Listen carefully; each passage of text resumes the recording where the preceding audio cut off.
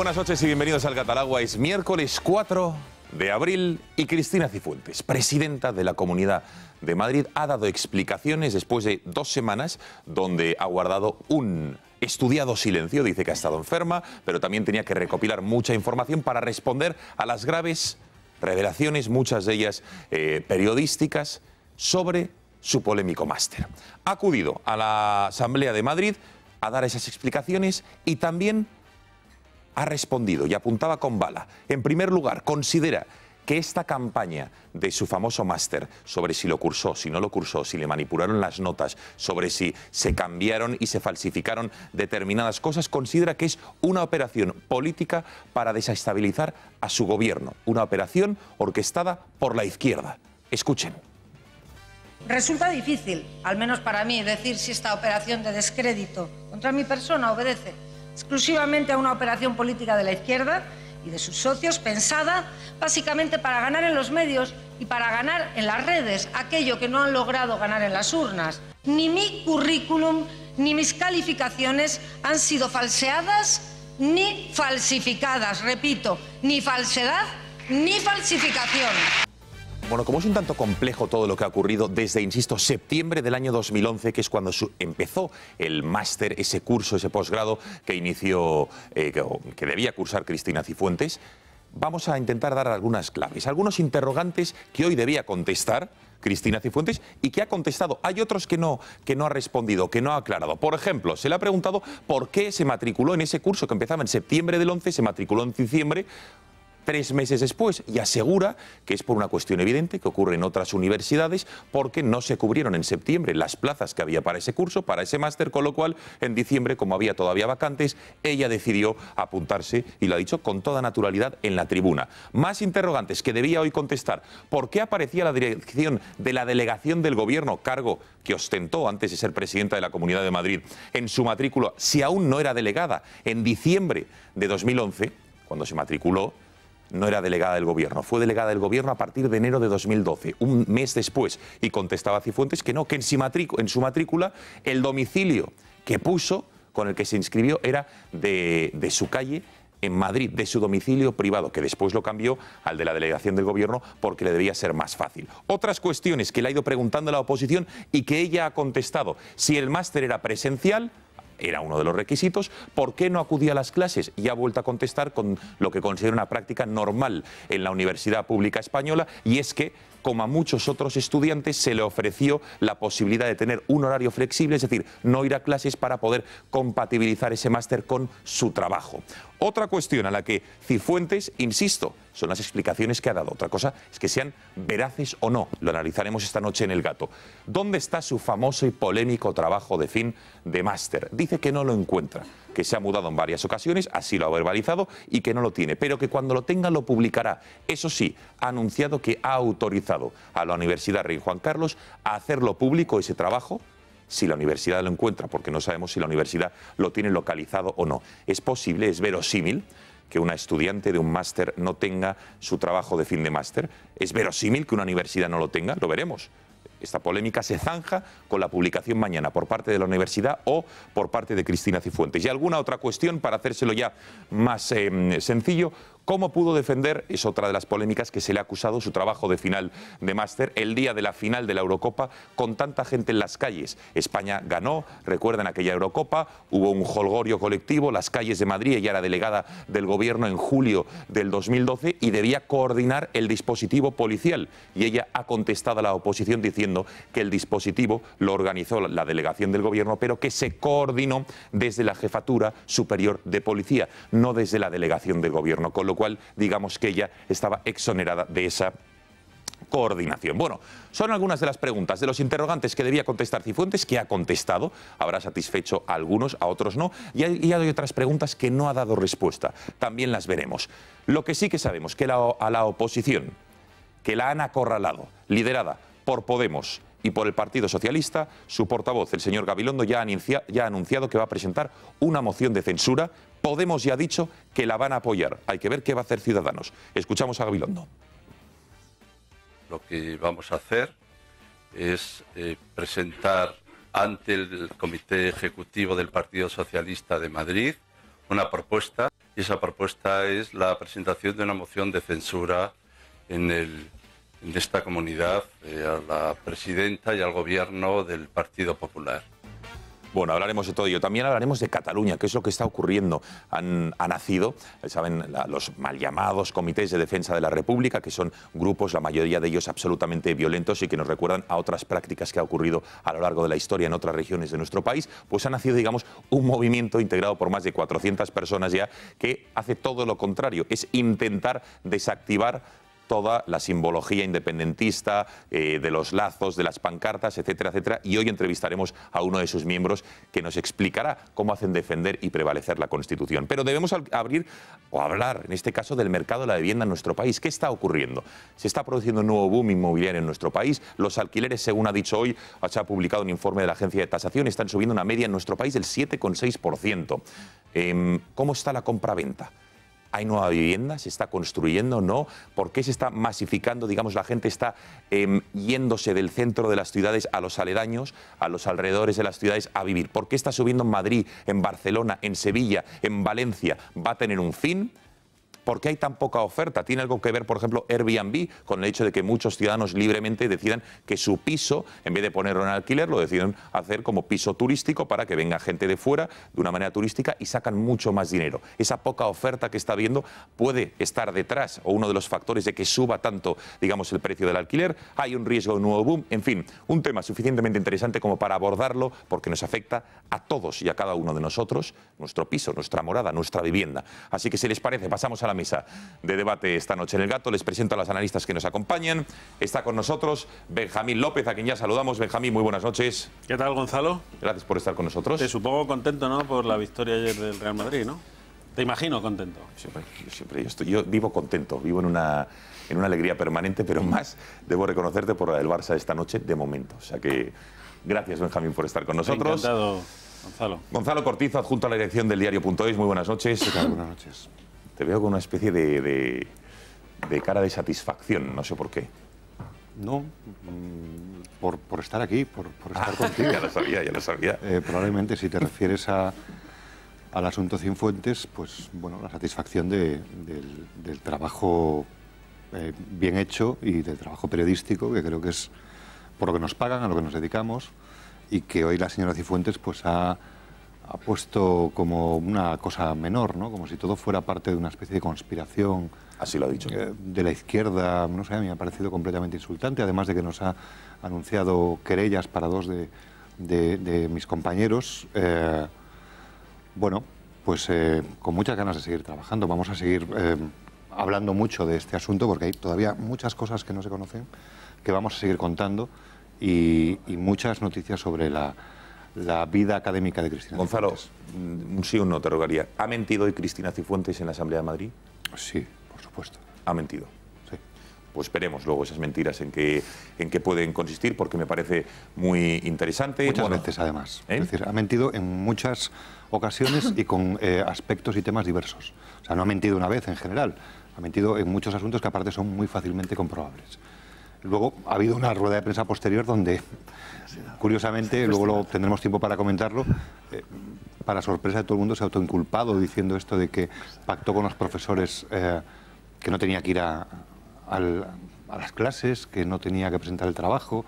O sea que básicamente, después de haber dicho que no a todo durante el pleno, pues parece que le ha dado un ataque de confesión en esa rueda de prensa posterior. Hablaremos de todo ello. Enhorabuena en cualquier caso por esta tanto periodístico, sin lugar a dudas, que está acorralando y poniendo contra las cuerdas a Cristina Cifuentes. Veremos y analizaremos todas las vertientes de este caso. Vuelve al Gatalagua, Laura Fábregas, a quien ya saludamos. Laura, buenas noches. Hola, buenas noches. Gracias por estar con nosotros. Gracias por invitarme otra vez.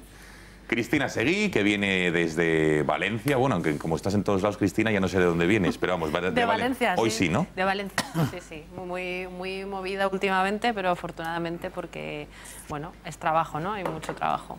Ojo con la financiación del PSOE valenciano, ¿eh? Sí, ojo, porque si todo es como parece, no solamente tiene una envergadura nacional, sino que nos da para los mismos años que nos ha ocupado la Gürtel. Esto es ni más ni menos que la Gürtel de la izquierda nacionalista valenciana a través de una empresa equivalente a Orange Market, que es Crespo y Gomar, ¿no? Sí. Bueno, hablaremos también de esa supuesta financiación irregular de hace 10 años, con Zapatero en la Secretaría General del PSOE en la región valenciana. Saludamos a Román Cendoya. Román, buenas noches. Hola, buenas noches.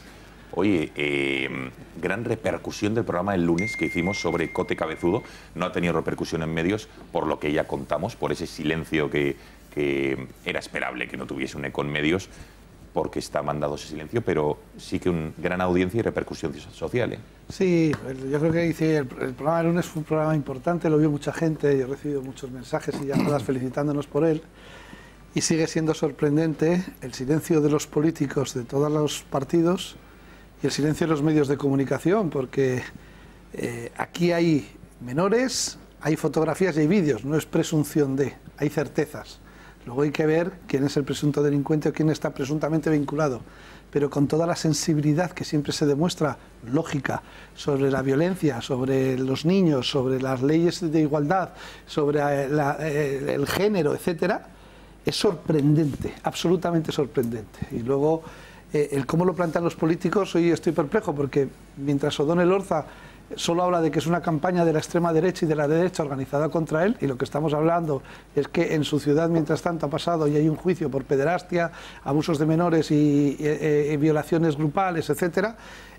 Cifuentes, que se está hablando de su máster, dice que es una campaña de la izquierda. Y vamos a ver, que no hay ideología, que tiene usted un máster o no tiene usted un máster. Oiga, que en San Sebastián ha habido niñas violadas, en explotación de menores, pederastia, y usted no ha dicho nada. Y aquí nadie dice nada del otro, que me parece mucho más grave que el máster, pero me llama la atención esta actitud de los políticos de que cuando no saben qué decir, echan la culpa a la ideología de los otros. Oiga, no, oiga, que resuelva usted su realidad, y que son certezas.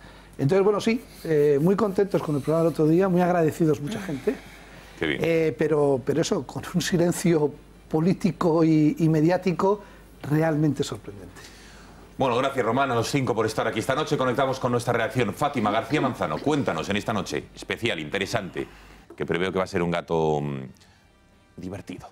¿Cómo puede participar la audiencia con nosotros? Buenas noches, Gonzalo, y buenas noches a todos nuestros espectadores. Como siempre, de dos formas, añadiendo a sus agendas el siguiente número de teléfono: 670-03 45 43, 670-03 45 43. Durante toda la noche podrán ver sus mensajes en WhatsApp en la parte inferior de sus pantallas, y por la noche, a última hora, podremos escuchar sus notas de voz. También siguiendo nuestra cuenta de Twitter, @gato_directo. Y no olviden que pueden seguir el programa en directo desde nuestro canal de YouTube, Intereconomía TV. Así que anímense y participen. Muchísimas gracias, Fátima. Bueno, pasan 13 minutos de las 10, hacemos una brevísima pausa y a la vuelta estará con nosotros ya, está de hecho Diego Sánchez de la Cruz, para hablar qué es lo que está ocurriendo con el mercado de la vivienda en nuestro país. Los alquileres disparados. Vamos a ver el precio de la compraventa, las hipotecas, en fin, muy interesante, que le va a interesar a cualquier ciudadano porque al final es donde vivimos, en nuestras viviendas. Ve pausa de publicidad y estamos aquí de vuelta.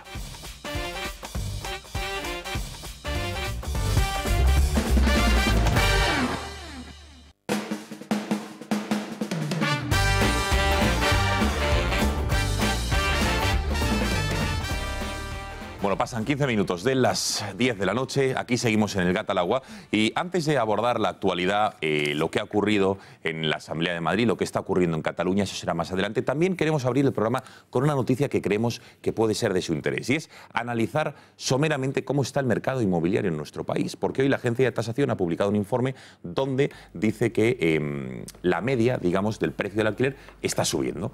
Por ejemplo, ahí lo ven, un 7,6 en un solo año en las principales ciudades de nuestro país. Denuncia varios fenómenos, no solo lo que está ocurriendo en Madrid y en Barcelona principalmente, sino en otras localidades como Sevilla, Valencia. Asegura que como consecuencia de este fenómeno y que se están encareciendo muchísimos los precios del alquiler, hay gente que está decidiendo salir del centro de las ciudades y se va a los aledaños de las grandes urbes. ¿Por qué? Porque no pueden permitirse este nivel de vida. Claro, suben los alquileres a este tanto por ciento, pero, por ejemplo, los salarios o lo que cobran los empleados no sube tanto, con lo cual se hace complicado poder seguir en esta situación. Estamos hablando de un nuevo boom, no lo estamos haciendo, vamos a intentar tener algunas de las claves. Para ello está con nosotros Diego Sánchez de la Cruz. Diego, buenas noches. Buenas noches, Gonzalo. ¿Debemos preocuparnos ¿O no? Más allá de que es una realidad y los espectadores lo estarán notando ahora que están renegociando los precios del alquiler, las compraventas, etcétera. Cuéntanos. Bueno, lo que está claro es que si a usted le han subido el sueldo al menos un 7,6% el último año, quizá este tema le resbala. Pero me temo que a muchos de ustedes no les ha subido el sueldo un 7,6%, que es lo que está creciendo el alquiler. Hay un pequeño consuelo, Gonzalo. A ver. En España, 3 de cada 4 viviendas están en propiedad. Es decir, no somos un país de alquileres tanto como de propiedad, eso tiene cosas buenas y cosas malas. En ese sentido, lo que está pasando con el precio del alquiler, por lo menos no afecta a esos segmentos tan grandes de la población. Pero en cualquier caso estamos hablando de 1 de cada 4 españoles, 1 de cada 4 hogares que están en un régimen de alquiler y que, como dices, están viendo cómo los precios se van por las nubes y de un año para otro están llegando a aumentar un 7,6% de media, porque una cosa es la media y otra cosa es lo que está pasando en algunas de las grandes ciudades.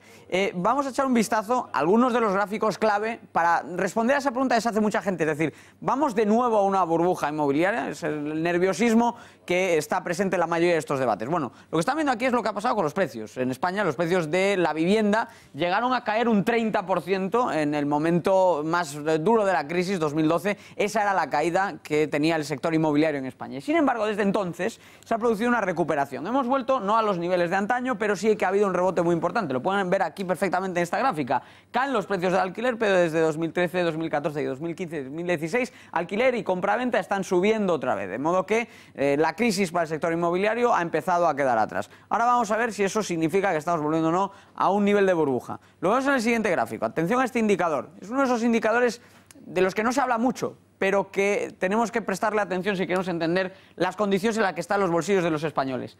Ojo, esto es la deuda de las familias y la deuda de las empresas. Ha bajado.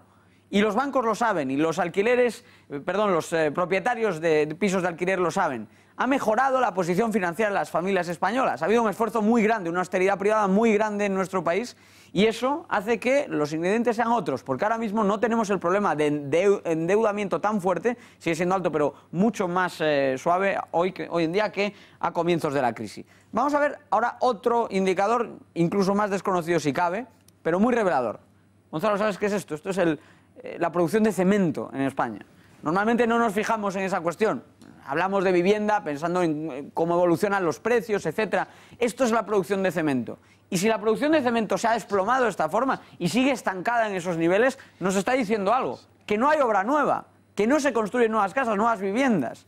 Y como vamos a ver a continuación, cuando vayamos viendo los datos relacionados con la obra nueva, nos vamos a encontrar en efecto que esto tiene un impacto, porque si no estamos construyendo nuevas casas, si no aparecen nuevas ofertas, es imposible que los precios se muevan lo suficiente como para compensar esos aumentos. Entonces, como digo, estancamiento en el hormigón, en la producción de cemento, y luego ya vamos a ver cómo eso tiene un impacto en la producción de obra nueva. Cambiamos de gráfico para seguir entendiendo esta cuestión un poquito más de cerca. Esto es el empleo que se está creando en España y esto es la construcción. No estamos aquí arriba de la curva como estábamos en los momentos de la burbuja, es decir, no todo el empleo creado es construcción, ni mucho menos, es mucho menos que la media histórica y demás. Pero ahí está la construcción, ya está generando empleo y eso sí que es un indicador relevante porque lo saben nuestros espectadores, durante años la construcción destruía empleo y destruía empleo y destruía empleo. Ahora no es así, es uno de los sectores que más empleo está creando en los últimos años y eso nos tiene que estar diciendo algo. Cambiamos de gráfico para seguir ampliando nuestra explicación.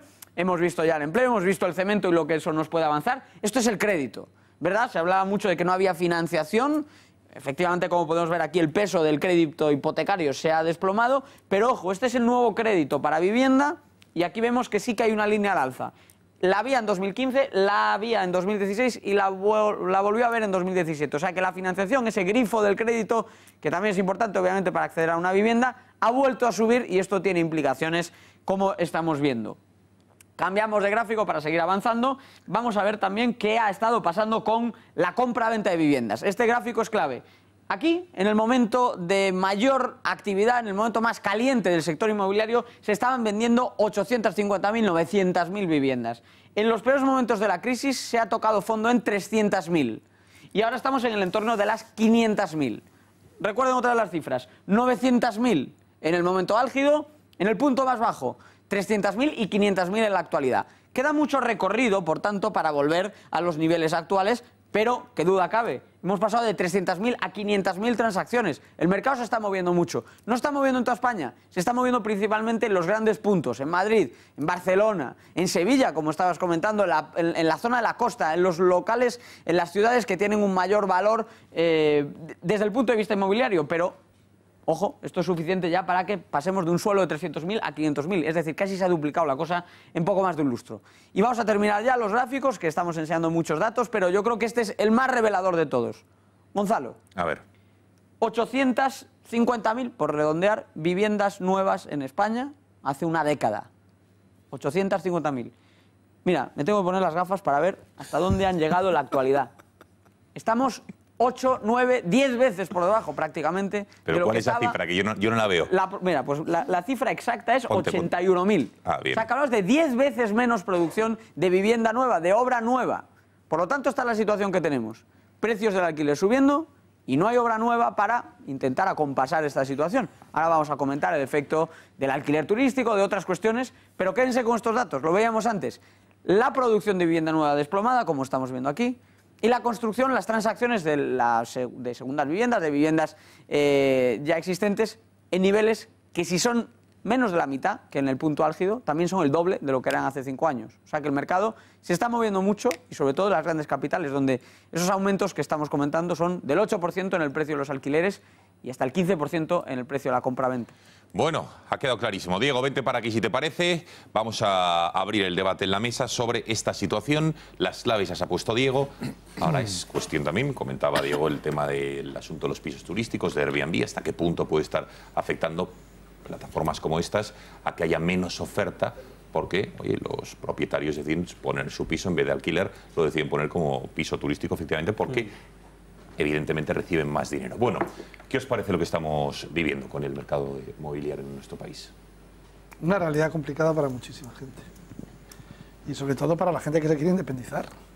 Es decir, la gente que está adquiriendo nuevos trabajos tiene unos sueldos un 30% menores que los que había antes de la crisis, prácticamente.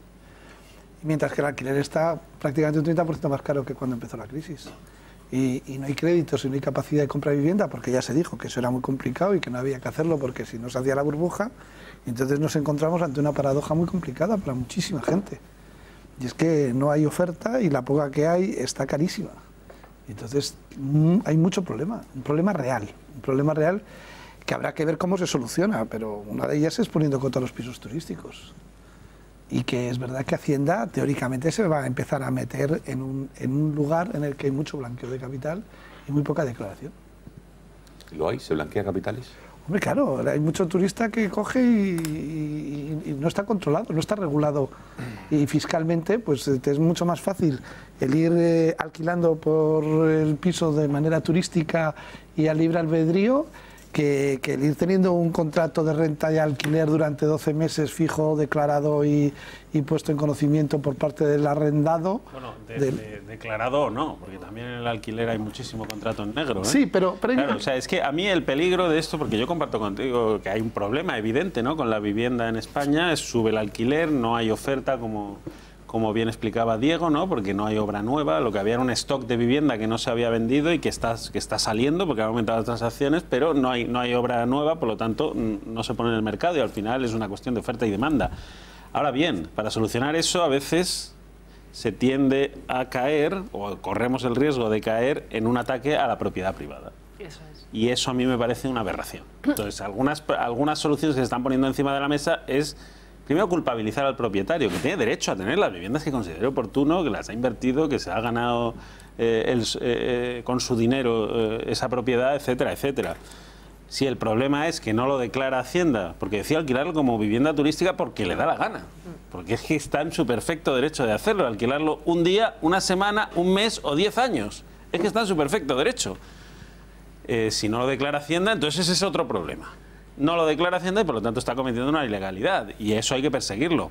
Pero si ese señor lo declara Hacienda, si además hablamos del propietario de un piso o de 2 pisos, que tampoco es que sea una gran empresa que esté montando diríamos, Pero no siempre son un individuos tinglado. Claro, los que hacen bueno, esto. eso es, También entonces hay eso es otra muchas cuestión. Sí. Empresas que se dedican a esto. Eso es otra cuestión. ¿Y la seguridad? Eso es otra cuestión. ¿Y la seguridad? Vamos a ver, Laura. Luego hablamos de la seguridad. Un segundo, a ver, intervención de Laura, a ver. No, que es verdad que muchas veces son individuos privados los que hacen esto, pero también hay empresas que se están empezando a dedicar a esto, digamos, con una fiscalidad mucho más laxa que los hoteles que también acogen a gente. Entonces es verdad que hay una disparidad de regulaciones que, como siempre, la legislación va por detrás de la sociedad, ¿no? Y que algo hay que hacer para Pero estos casos. ¿son empresas propietarias de los pisos o empresas que gestionan pisos de terceros? Porque tampoco es lo mismo. Si llevan comisiones de alquileres... Es que incluso claro, en ese caso también es legítimo que surjan nuevos mercados y que surjan nuevas... Pero que paguen impuestos, ¿no? Claro, que paguen impuestos como los demás. Porque los hoteles pagan mucho. Sí, y que haya gente que emprenda y abra este tipo de empresas, pero... Ojo, porque yo creo que el quid de la cuestión lo has tocado tú, Benjamín, hace un momento. Todo este problema empezó en ayuntamientos, en comunidades autónomas, en el momento en el que gobernaba la izquierda y que usaba este tema, además con absoluta evidencia, como un ataque a la propiedad privada.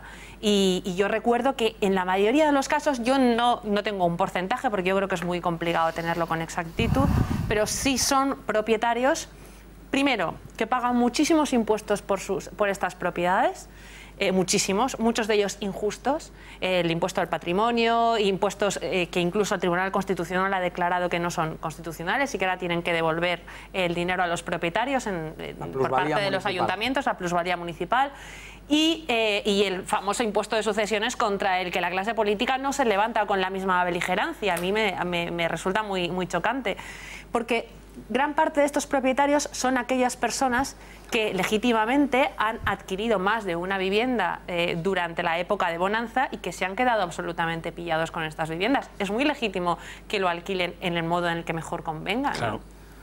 Pero vamos a ver, entonces aquí está en cuestión, falta Gonzalo, hay una realidad, la propiedad privada, cada uno con su vivienda puede hacer lo que quiere, subir el precio del alquiler lo que quiera. Ahora, hay una realidad. Si los sueldos están como están, si la inflación está como está, si ya partimos de sueldos precarios, la gente no se independiza, la gente no tiene hijos, si encima la vivienda del alquiler empieza a subir, apaga y vámonos. ¿En qué modelo estamos? Gonzalo. Sí, no, vamos a ver, el debate sobre la propiedad privada para mí es fascinante. La frase que tú dices, cada uno con su vivienda puede hacer lo que quiera. Bueno, yo tengo alguna duda. Tengo alguna duda, sobre todo con algunos criterios que entiendo que podréis estar de acuerdo conmigo, que suceden en el centro de Madrid. Hay determinadas viviendas que se alquilan por unos dinerales que es incomprensible. Pisos de 20 metros cuadrados, sin ventanas. Quiero decir, nosotros no dudamos en tener y aplaudir cuando hay una sentencia porque, no sé, las petroleras pactan precios para el tema de la gasolina. Yo no estoy diciendo que los propietarios hayan quedado a escondidas de toda la sociedad y se hayan puesto de acuerdo, pero de alguna manera estas curvas, esto es lo que está sucediendo, ¿no? Esto es lo que comentabais antes de, es que los propietarios saben que ahora hay un poco más, que ha habido un esfuerzo de ahorro, que hay un poco más de dinero. Si al final lo que conseguimos en un país en donde, oye, en esta mesa hemos hablado de la Constitución miles de veces, la Constitución hace una referencia expresa al derecho a la vivienda, si en este país no hay algún tipo de medidas para, yo no digo vulnerar el derecho de la gente a hacer con su propiedad lo que estime oportuno, pero el Estado entiendo que es quien tiene que fiscalizar todas esas cosas. Por ejemplo, los pisos vacíos. Los pisos vacíos, los multiplicaba cualquier gravamen sobre una persona que tiene una serie de viviendas que es su derecho, pero que no tienen ningún tipo de uso y están en el centro de las ciudades. También, bueno, ¿no? un segundo, porque Gonzalo ha introducido un elemento que me parece muy interesante, pero antes tenemos que conectarnos, pide paso nuestra compañera Paula Cruzado con las novedades del Club de Amigos. Paula, buenas noches, cuéntanos cuáles son las novedades del Club de Amigos de Intereconomía.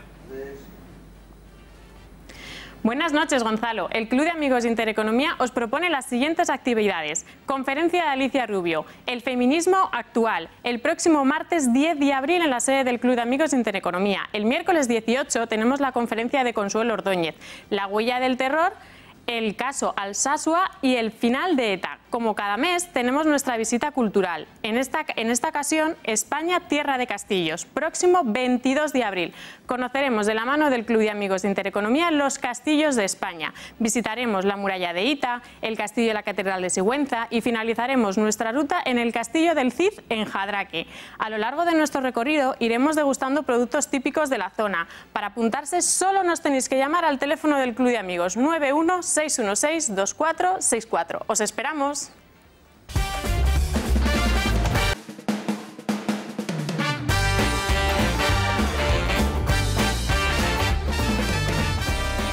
Bueno, a ver, Gonzalo, decías. Planteaba que la propiedad privada, yo sí estoy de acuerdo con la mesa. Es un bien que, bueno, pues es un principio que hay que proteger, pero la fiscalidad es una cuestión que deciden los gobiernos. Y en el caso concreto de los pisos vacíos, la bolsa, conocemos que en ciudades como Madrid es enorme. Bueno, pues yo creo que en ese tipo de situaciones sí habría que emprender algún tipo de medidas. Y luego creo que habría que marcar un umbral mínimo, ¿no?, de tolerancia a algunas cosas que vulneran, o sea, que rozan el abuso. No sé, 20 metros cuadrados en una ciudad, aunque sea Madrid, por 900 euros o por 1.000 euros, 20 metros cuadrados por 1.000 euros, bueno... Pero eso tiene demanda, Gonzalo.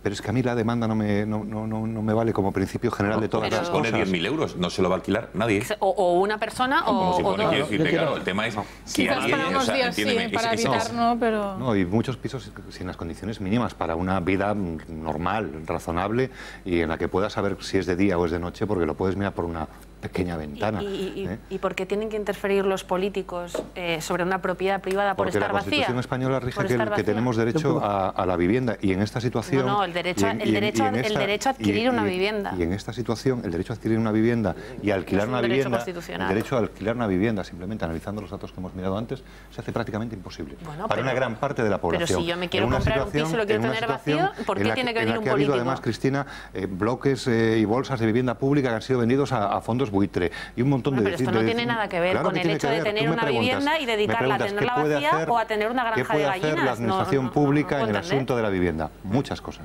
Pero mira, hay una cosa... Pedía la palabra. Cristina contesta y Román pedía la palabra. Atacar el derecho a la propiedad privada con cualquier excusa, y esa excusa me parece de las más pobres y además con la de menos solvencia. No, que yo tenga una casa o 10 no implica que yo tenga una responsabilidad o que yo sea la culpable de que hayan personas que vivan en la calle. Yo no tengo ninguna culpa. Cristina, ni el propietario que las tenga tampoco. La paz social también se basa en esto, ¿no? En que todos convivimos de forma cohesionada y que si hay gente que no tiene... no se impone. No es solidaridad, es paz social, que es un concepto bastante estudiado, y de eso para que todos más o menos estemos... Pero no fiscalizando ni interviniendo en la propiedad privada de nadie, porque es uno de los conceptos básicos de cualquier democracia. ¿Tú crees que si tú tienes 10 viviendas tienes que tener la misma fiscalidad que yo teniendo una o dos, la misma? No, la misma fiscalidad, perdóname un momento. La tienes por 10. Cada vivienda, vamos a ver, la multiplicas y la pagas. La tienes por 10. La multiplicas y la pagas, son impuestos que se pagan. Igual que una yo lo persona que rica creo, paga más y por si tienes 10 viviendas, si tienes 10 viviendas paradas, lo mismo que 10 viviendas alquiladas. Si tú consigues tener un capital que te permite comprarte 10 viviendas, lo que tienes que haber tenido que pagar es los impuestos oportunos de la generación de ese capital, que luego lo inviertes en lo que quieras. Entonces, a partir de ahí, uno se lo gasta en lo que quiere y puede tener pisos vacíos como inversión inmobiliaria, porque puede tener N hijos o porque tiene un piso vacío en San Sebastián que vas una vez al año y quieres tener todo el año tu casa para ti y no tienes por qué tenerla ocupada por nadie. Pagas segunda vivienda, o tercera, hay gente que la tiene en varios sitios, claro. Pero es que al final, cuando se empieza a legislar, oiga, como no hay consumo de luz, de agua y tal, yo me meto en esa vivienda, lo pongo extra. No tiene sentido. Un salto es decir, con doble tan constitucional es la propiedad privada como el derecho a una vivienda. Lo que no se puede anteponer es derechos unos sobre otros. En ningún momento discuto yo el derecho a la propiedad privada. El precio de los 20 metros lo pone el mercado. Lo que pasa es que hay que ver si es legal una casa de 20 metros cuadrados. Por ejemplo. Es decir, que guardillas y guardamuebles que tenían casas antiguas ahora se han convertido en apartamentos. Eso no tiene célula de habitabilidad. Claro, lo que tiene que vigilar el ayuntamiento y el municipio es que eso no se convierta en vivienda. Y un apéndice... Y luego, el piso turístico, lo que tiene que tener es una normativa turística equivalente a la que tiene el servicio turístico, porque tú duermes en un hotel y todas las noches ese hotel manda a la policía quienes están durmiendo en ese hotel con sus DNIs oportunos por seguridad. Los pisos turísticos ni se sabe, ni se está, ni se le espera. Y se te puede meter lo que quieras, de cualquier tipo de estopa de gente. Tú inviertes en un hotel, que es una inversión legítima de la industria turística, un edificio, sacas tus licencias, haces un hotel y de repente alrededor te ponen la competencia desleal, es que yo me dedico a los servicios turísticos. Mercados homogéneos con realidades homogéneas, pero libre mercado. Luego cada uno se haga lo que quiera. Pasa que la vigilancia tiene, la difícil es la de supervisar que efectivamente pisos que tienen una célula de habitabilidad, un informe de habitabilidad y un proyecto en el municipio se dividen en 3, 4 partes y se ponen en el mercado de alquiler. Un segundo, que pedía la palabra nuestro invitado. Pero mercados homogéneos y regulados. Lo primero, en Madrid, como en otras grandes capitales españolas, hemos decidido tener un urbanismo elitista y hemos decidido expulsar a millones de personas fuera de la capital. Yo no he tomado esa decisión. ¿Eso qué quiere decir? Un urbanismo elitista, por ejemplo, es lo que acaba de hacer el Ayuntamiento de Madrid ahora, pero esto se remonta a décadas, nos podemos ir décadas atrás, pero me voy a referir a 2 decisiones recientes del Ayuntamiento de Madrid. Manuela Carmena y su equipo han decidido que no se construyen 20.000 viviendas en el distrito Castellana Norte. Perfecto, pero esos son más o menos 80.000 personas que se van a tener que buscar la vida, porque la demanda existe. Lo estamos viendo con estos números. La demanda existe. Otra cosa es que no vayan a poder vivir en Madrid capital. Les ha expulsado el gobierno de Manuela Carmena a la capital. Por cierto, como han hecho todos los gobiernos anteriores. Como las personas que les obliga a pagar un garaje. 30, 40 años, cuando Madrid empieza a crecer, el tamaño de las poblaciones aledañas a la capital es testimonial. Y no han parado de crecer, sea la que sea, pero al norte o al sur. ¿Por qué es elitista esta decisión de Carmena? Otra forma elitista. No, pero ¿por qué es elitista? Porque a golpe de decreto decidimos, aquí solo van a poder vivir quienes se lo puedan permitir. No vamos a ampliar el stock de vivienda. A golpe de decreto, yo le digo a ustedes que no van a incluir una promoción de 20.000 viviendas. Pero voy a más. Al sur de Madrid, porque esto era una actividad, es un proyecto al norte, el de la Castellana, en el sur de Madrid, en la zona de Carabanchel, existía otra promoción, en este caso de pisos más baratos, además, que por aquello de la ideología y demás, pues quizá eso podía haberle convencido a este gobierno municipal. Ahí se ha tomado una decisión, que es la de detener las promociones de Carabanchel. Esos son 50.000 viviendas. En esas 50.000 viviendas vamos a suponer que hay 4 inquilinos, 4 personas dentro, ¿no? Una familia. Pues estamos hablando de otras 200.000 personas expulsadas de Madrid porque no se van a construir esas viviendas. El golpe no es solo para esas personas, también es para el resto de madrileños, que como se amplía menos la oferta, tienen menos donde elegir y por lo tanto los precios suben y suben. Se ha cartelizado el precio del alquiler en Madrid, porque sistemáticamente se ha frenado el desarrollo, la densidad urbana. Queremos una ciudad pequeña, sin alturas, sin grandes promociones, sin grandes desarrollos, y no podemos cuadrar el círculo. No podemos decirle a la gente, usted no puede construir en Madrid, usted no puede tener vivienda nueva en Madrid, usted no puede ampliar alturas en Madrid, usted no puede, y sin embargo pretender que bajen los precios por arte de magia. Y además, 2 datos que quiero dar. El primero, por cada piso de alquiler turístico en Madrid, hay 10 pisos que no se están alquilando. Entonces, algo pasa para que haya esos pisos vacíos y no se le encuentre una rentabilidad a algo que puede ser muy rentable como es el alquiler, lo estamos viendo ahí. Pues mira. Por ejemplo, una de las cosas que puede estar pasando, y me apoyo en datos que han salido por cada esta piso semana, de alquiler turístico, correcto, hay 10 pisos vacíos. Vacíos. Por lo tanto, está claro que ahí sucede algo. Bien, ¿qué puede estar sucediendo? Entre otras cosas, la inseguridad de un sector donde, todo es informalidad, porque hay una cantidad inmensa de alquileres que se hacen en negro por lo lento que funciona el sistema, por los sobrecostes que tiene el sistema, por la cultura que hemos fomentado con este tipo de urbanismo, eso por un lado, y por otro lado, un problema que ha estallado en España en los últimos años, que es la ocupación. Ayer se han publicado datos del Consejo General del Poder Judicial que nos dicen que durante el último año el número de sentencias condenatorias por delitos de usurpación, es decir, por ocupación, ha crecido un 87%. Esos son las condenas. Luego están todos los casos que están ahora mismo judicializados, los ejemplos, incluso hemos visto empresas que se dedican a echar a los ocupas, hemos visto de todo en los últimos años. Bueno, el número de condenados por ocupación en España era de 400 al comienzo de la crisis, ahora es de 7.000. Entonces, algo de inseguridad creo que hay con la propiedad en España. Y por otro lado, por último, y termino, cuidado, si queremos subir los impuestos a la propiedad, bien, pero hagamos una reflexión inicial. La propiedad paga la parte del alquiler que te va al IRPF. En el momento de la compra, transmisiones patrimoniales y actos jurídicos documentados. Si la estás legando, la estás transfiriendo, estás pagando sucesiones y donaciones. La plusvalía municipal, que como sabéis ha quedado invalidada no por el Constitucional, sino por el Supremo, porque se estaba cobrando en pérdidas. Y a esto hay que sumarle además que si es una actividad empresarial pagará el impuesto de sociedades. Existe el IBI, que es un tributo que de media está pegándole un sablazo de entre 500 y 1000 euros a cualquier habitante de una zona mínimamente céntrica en una de las grandes capitales españolas, y el IVA en el momento de la compra o de la venta de ese inmueble. Es decir, ¿que queremos subir los impuestos a la propiedad? Pues hombre, vale, subamos los impuestos a la propiedad, pero no sé qué más puede pagar la propiedad. Con respecto a este punto, han subido un 84% los impuestos a la propiedad desde que empezó la crisis. Con respecto a este punto, eso sí que es anticonstitucional. O sea, hay un punto de la Constitución que dice explícitamente que los impuestos en ningún momento pueden tener un ánimo confiscatorio. Eso sí que es anticonstitucional. Y con referencia a lo que estabais comentando antes, de que hay algún tipo de responsabilidad por parte de estos propietarios que tienen varias viviendas, 2, 5, 10 o 50, no es su responsabilidad. Es la responsabilidad de los políticos que se gastan el dinero en abrir y en mantener empresas públicas, en chiringuitos, asesores, en comprar en sus políticas de votos totalmente socialdemócratas, expansivas de gasto público, que obligan a subir los impuestos a los ciudadanos. Es función de los políticos dedicar a ese dinero, destinar a ese dinero a los verdaderamente desfavorecidos.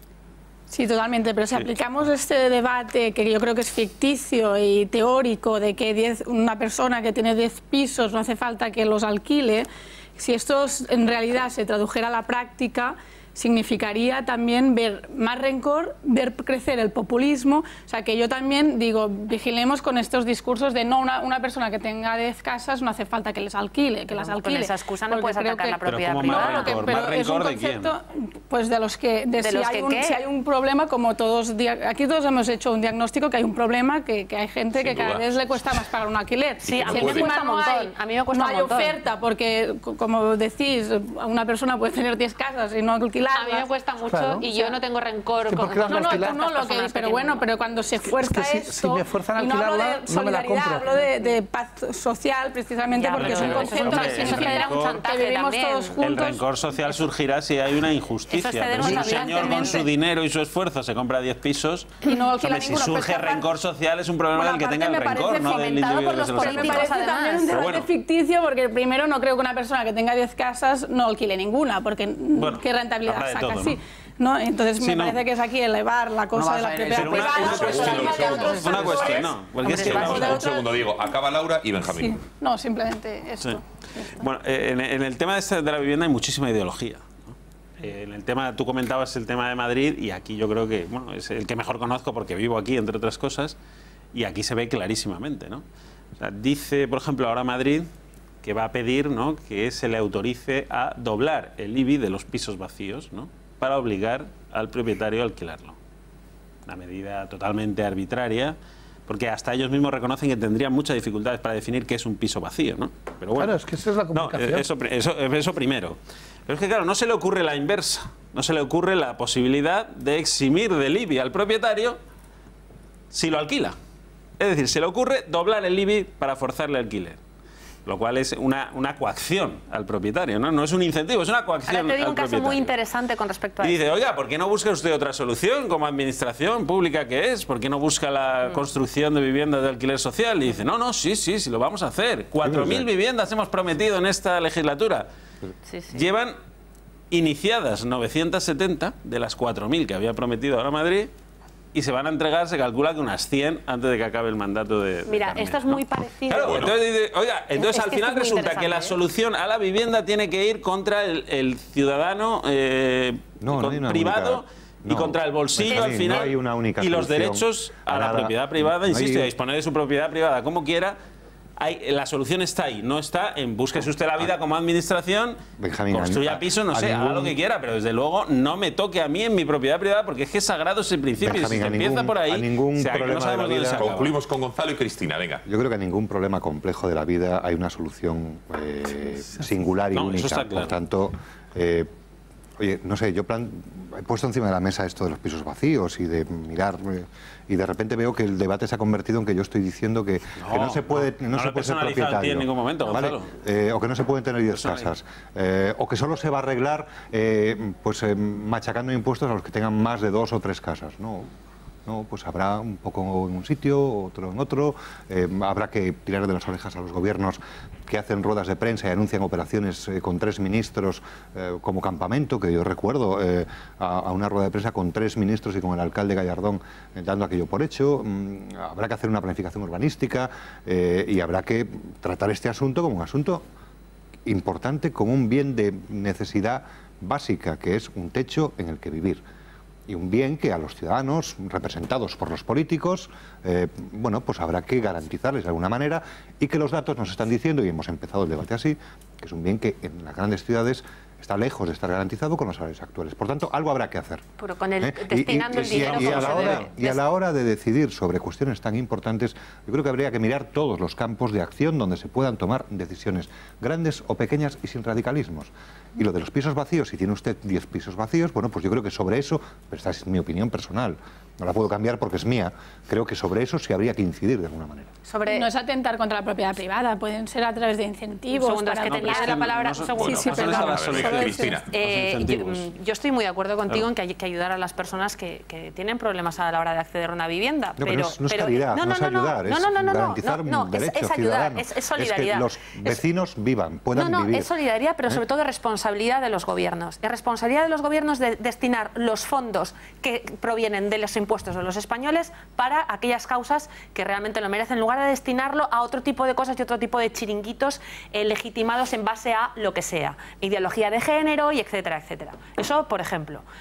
Luego, en segundo lugar, quería poner un ejemplo con respecto a lo que ha dicho Benjamín. Hay una ley aprobada por la izquierda nacionalista valenciana en la comunidad que se llama la Ley de la Huerta, que tiene derecho a expropiar no recuerdo si el lapsus es de 2 o 3 años, pero más de 3 no, a aquellos propietarios que durante ese tiempo no planten absolutamente nada. Esto es muy parecido, un piso vacío, la huerta sin cultivar, o incluso aquellos propietarios que destinen su terreno para cultivar aquella tipo de frutas o de verduras o de lo que sea que no les... No soy una experta en biología, caray. Y para eso han creado un órgano que se dedica a confiscar a que dedica la gente sus terrenos. Expropiar, expropiación. Expropiación. No he plantado nada, se me muere todo en mi casa. Aquí no, pero vamos a ver, el ataque a la propiedad. Y esto de la huerta yo creo que es un buen broche. Venga, a ver, otro. Oye, pero ¿qué os ha parecido raro de esto? Vamos a ver, cuanto menos curioso, era una ley que desconocía. Cuando digo que hay mucha inseguridad, durante unos años hemos visto a la plataforma antidesahucios, que en algunas ocasiones yo les reconozco que han tenido mucho mérito para frenar verdaderas injusticias. Pero se ha llegado a generalizar la acción contra los propietarios sin distinguir absolutamente nada. Es decir, se han frenado desahucios de personas que tenían una deuda con un propietario privado que a lo mejor a su vez vivía de ese alquiler. Es que se han cometido este tipo de injusticias porque está tan ideologizado el tema de la vivienda y al final hay un ataque a la propiedad privada detrás que para mí es descarado, es un ataque descarado a la propiedad privada, que produce cierto temor, efectivamente. O sea, que hay que andar con pies de plomo con las medidas que se ponen, porque ya digo... Cuéntalo, Benjamín, ¿cuántas casas tienes? ¿Estás tan preocupado? Yo la mía, tengo la mía. No, pero a mí lo que me preocupa no es mi casa, me preocupa el ataque a la propiedad privada que hay detrás de lo que se puede hacer. Bueno, no hay tiempo para más. Es esa ideología la que hay detrás, y yo lo veo clarísimo. Quedan 10 minutos para las 11, seguiremos hablando del sistema, o de los pisos, del mercado inmobiliario en nuestro país. Diego Sánchez de la Cruz, gracias por haber estado esta noche en El Gato. ¿Te quieres ir? ¿Te quieres quedar? Lo que quieras, para que veas que aquí vamos a hablar de Cifuentes. Qué gracias por haber estado aquí y buenas noches. Bueno, vamos a hablar de Cristina Cifuentes y de la esperada comparecencia. Ahí la ven, la imagen de la todavía, y ahora les explicaré por qué, presidenta de la Comunidad de Madrid. Ya les digo que durante el día de hoy ha habido muchas teorías sobre lo que podía ocurrir con esta comparecencia, que es lo que iba a anunciar Cristina Cifuentes. Hemos dividido su comparecencia en dos. La primera, van a ver como no ha entrado en detalles de muchas de los interrogantes que le estaban haciendo, de las preguntas que tenía que responder, sino que ha pasado al ataque y atacaba a la oposición diciendo que todo lo que está rodeando la polémica de su máster sobre si lo hizo, si no lo hizo, si se falsificaron sus notas, sobre si hubo falsedad en la firma que acreditaba que había aprobado o había cursado los estudios o se había inscrito, dice que todo es una campaña orquestada por la izquierda para debilitar a su gobierno. Vamos a escuchar lo que hemos escuchado al comienzo del programa, esas explicaciones políticas de Cristina Cifuentes. Resulta difícil, al menos para mí, decir si esta operación de descrédito contra mi persona obedece exclusivamente a una operación política de la izquierda y de sus socios, pensada básicamente para ganar en los medios y para ganar en las redes aquello que no han logrado ganar en las urnas. Ni mi currículum ni mis calificaciones han sido falseadas ni falsificadas. Repito, ni falsedad ni falsificación. Bueno, vamos a ver. Fátima García Manzano, buenas noches de nuevo. Cuéntanos algunas de las incógnitas, de las aclaraciones que debía dar, de las preguntas que le exigió la oposición, que sí que ha contestado, más allá de que sean veraces o no, pero ¿a qué ha contestado Cristina Cifuentes? Bueno, buenas noches, Gonzalo, otra vez. Pues Cifuentes ha tenido la oportunidad de explicar su verdad frente a una comisión y a una oposición que no ha dejado títere con cabeza. Directamente ya ha dicho que se habían aprendido el guión, pero siendo claros, durante su primera intervención Cifuentes se ha limitado a sacar uno por uno los documentos que ya difundió en su día en redes sociales. Luego ha llegado el momento de aclarar algunas de las incógnitas. La primera, ¿por qué se matriculó fuera del plazo oficial? La fecha límite era el 18 de septiembre porque las clases empezaban 4 días después, pero la matrícula de Cifuentes se hizo el 21 de diciembre. Aquí la explicación. Me preguntan también y me acusan de cómo me pude matricular una vez pasado el plazo. Pues mira, se lo voy a decir muy claramente, señorías, porque lo cierto es que muchas universidades, cuando no se cubren todas las plazas en un curso de posgrado, insisto, es que estamos hablando de un curso de posgrado, es una práctica habitual que se acepten alumnos una vez comenzado el mismo. La segunda incógnita, ¿aparecía o no la dirección de la delegación del Gobierno de Madrid en la matrícula de Cristina Cifuentes? Este ha sido uno de los mayores reproches de Ignacio Aguado de Ciudadanos, pero la presidenta ha querido aclarar dónde estaba, según ella, el error. Yo me matriculo y en la matrícula original, y aquí la tengo, esta es mi matrícula original, la dirección que aparece es la dirección de mi calle, de mi casa, en la calle Malasaña. Esta es la dirección que aparece en mi matrícula original. Mi matrícula original. Vamos a uno de los aspectos que más ha indignado a los estudiantes. El máster era presencial. Es más, algunos de los alumnos de este mismo máster han declarado que nunca vieron a Cifuentes ni en las clases, ni en las exposiciones, ni en los exámenes. Aquí está la respuesta de la presidenta. En los estudios de posgrado, estos estudios muchas veces, se adaptan precisamente a las posibilidades de horarios de los alumnos que trabajan y que no tienen mucho tiempo. Esto se hace así. En ese momento había esa posibilidad y yo me acogí a ella. El interrogante más difundido en redes sociales. ¿Dónde está el trabajo fin de máster de Cifuentes? En teoría, la líder del PP tendría que haber entregado 4 copias para su defensa, pero parece que no se quedó con ninguna o que no la encuentra entre las cajas. Pero aún así, dice que ya ha tomado cartas en el asunto. Hay constancia documental también, en este mismo documento, de que mi trabajo de fin de máster fue calificado con un 7,5.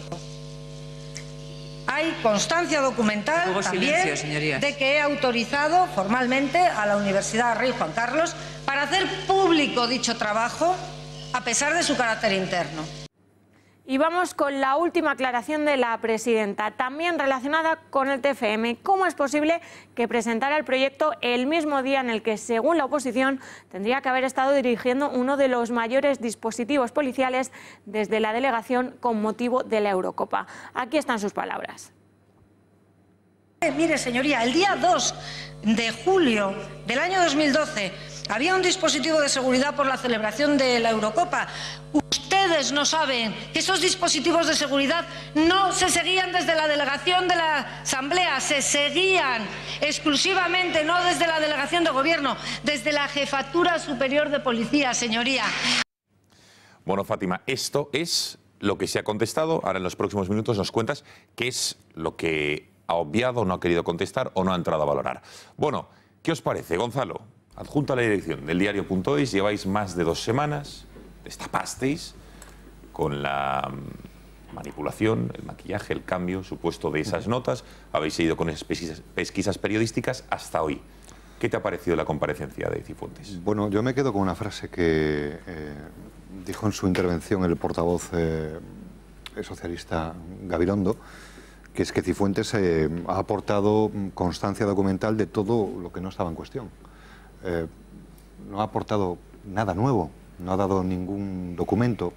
Es más, hay uno que hasta el día de hoy era fundamental para ella en su relato, que era el acta con la firma de esos 3 profesores. Bueno, ella antes de comparecer el miércoles llama por teléfono a la universidad, pide que su secretaria vaya a secretaría a recoger esos documentos que ya había mostrado y había difundido, pero los quiere con el sello de la universidad para que no haya ningún género de dudas. Ese acta no se la entregan y ese acta hoy no la ha presentado por ningún lado, porque hoy se ha publicado que ese acta tiene 2 firmas que están falsificadas. Entonces, Cifuentes va cambiando de discurso según... Pero eso no se sabe si es cierto o no, que están falsificados o no. Justo, ¿no? El acta sobre la que hoy se publica una información del Confidencial y en un trabajo de pericial calígrafo que hace el Confidencial, donde además informan de que las profesoras fueron llevadas a un despacho de abogados para pactar una versión conjunta. Bueno, pues justo ese documento, que era la piedra filosofal de toda su argumentación, hoy no aparece en el debate. No sé, y luego hay una reflexión, o sea, hay contradicciones en prácticamente todo y luego en lo que llegará, porque seguiremos trabajando y lo harán el resto de los compañeros que lo están haciendo con informaciones fantásticas como la que he dicho hoy del diario El Confidencial, ¿no? Pero, claro, la dirección del máster nos había dicho de la universidad que Cifuentes había sido tratada como una alumna más, sin ningún tipo de privilegio. Y hoy Cifuentes nos cuenta que, bueno, pues que había pactado no ir a clases, no hacer los exámenes y que esto además resulta, cosa que yo desconocía hasta su intervención, que es lo más normal del mundo. Bueno, uno de los 2 argumentos no puede tener lógica. Es más, ella presenta hoy un documento... Si es lo normal, no es un privilegio. Es que no es lo normal, es que era presencial. De hecho, ella presenta hoy, Benjamín, presenta hoy un documento en una carta enviada al rector donde se plantea, oye, me he equivocado yo, fue al transcribir la nota y la señora Cifuentes fue a todas las clases. Esto lo ha presentado hoy. No, ¿fue a todas las clases? No. Asistió a las clases, pone en el documento. Luego, ella 5 minutos después, o media hora después, dice en la rueda de prensa que había pactado con los profesores hacer un máster sin ir a las clases ni presentar el trabajo. No, porque es muy fácil ver, siendo delegada de gobierno, su agenda pública, ¿no? O sea, bueno, esa es otra mentira de Cifuentes. Dice, no, es que el tema de la selección española, el día que ella tenía el examen final, las calles de Madrid estaban completamente llenas de banderas y de gente celebrando el triunfo de la selección española. Ella dijo, acabo con esto, dice que organizar todo ese despliegue por las calles de Madrid no era competencia de delegación de gobierno, sino de la jefatura de policía. Bueno, pues la nota de prensa de aquel día de delegación de gobierno dice que era la delegación de gobierno la que estaba al frente de aquel dispositivo, la nota de prensa del organismo que ella dirigía. Con lo cual siempre Cifuentes dice una cosa y la contraria. A nosotros nos cuenta que es que se había dejado las 2 asignaturas para más adelante. Después esas asignaturas resulta que ya están aprobadas. Y todo así, cada día su discurso ha ido cambiando, variando y el TCM sin aparecer. Hombre, es que, vamos, lo que resulta indudable que hay unas sospechas y hay unas cosas difíciles de explicar, sobre todo la suma de todas esas cosas, ¿no? Y su actitud. No aparece el trabajo de fin de máster, se matricula tarde, no va a las clases, supuestamente lo pacta con el profesor, en fin, es la suma de todas esas cosas, ¿no? Lo que pasa es que también, y yo creo que hay que ponerlo todo en la balanza, también hay una serie de documentos que ella presenta que no estoy de acuerdo contigo, porque sí que prueban determinadas cosas, mientras no se demuestre lo contrario. Primero, me voy a referir a este último que has dicho tú del acta, de presentación a la defensa del trabajo de fin de máster, firmada por 3 profesoras. Ese es un documento que ella solicita a la universidad, que se lo sellan, que se lo firma, y que, oiga, si esas firmas son falsas, desde luego responsabilidad del alumno no es. Eso es absolutamente imposible. Yo creo que eso ya no lo pide sabe. El miércoles que se lo sellen. Ella presenta un documento, Benjamín, un acta sin sello, con 3 firmas sobre las que... Pero ¿cómo lo presenta ella y se lo sellan sin verificarlo? No está sellado. No está sellado. El documento que ella presenta no tiene... Y luego se lo firman, luego se lo sellan, ¿no? No, el miércoles pide que se lo sellen y la universidad le dice que no. Por eso, hoy, ella no presenta ese documento. Ella ha traído los mismos documentos que ya había distribuido, con una diferencia. Con un sello. Sí. Ella ha explicado que ante la duda de que se ha publicado esta información... Menos el documento que hasta ese momento era fundamental para demostrar por qué. Este es el documento, ¿no? Este es el documento, el acta del máster que exhibía la presidenta Cifuentes, que elaborada horas antes, supuestamente, de que se publicaran por primera vez las supuestas irregularidades en la concesión de este título, y al menos 2 de las 3 firmas de las profesoras, según publicaba, como decía Gonzalo, Confidencial, y ahí la falsificada y la real no serían las... Pero déjame terminar reales. La argumentación. Sigue, Benjamín, y después Román pide la palabra. Digo que también se dice en esa información que las profesoras han pactado la versión en un despacho de abogados y luego resulta que sus firmas son falsas. Es que no cuadra. Si han pactado la versión, no tendrían inconveniente en firmarlo. En fin, no acaba de cuadrar. No, hombre, si tú estás metido en un complot y luego resulta que te han falsificado la firma, no tiene sentido ninguno. No tiene absolutamente ningún sentido. O han firmado por ti.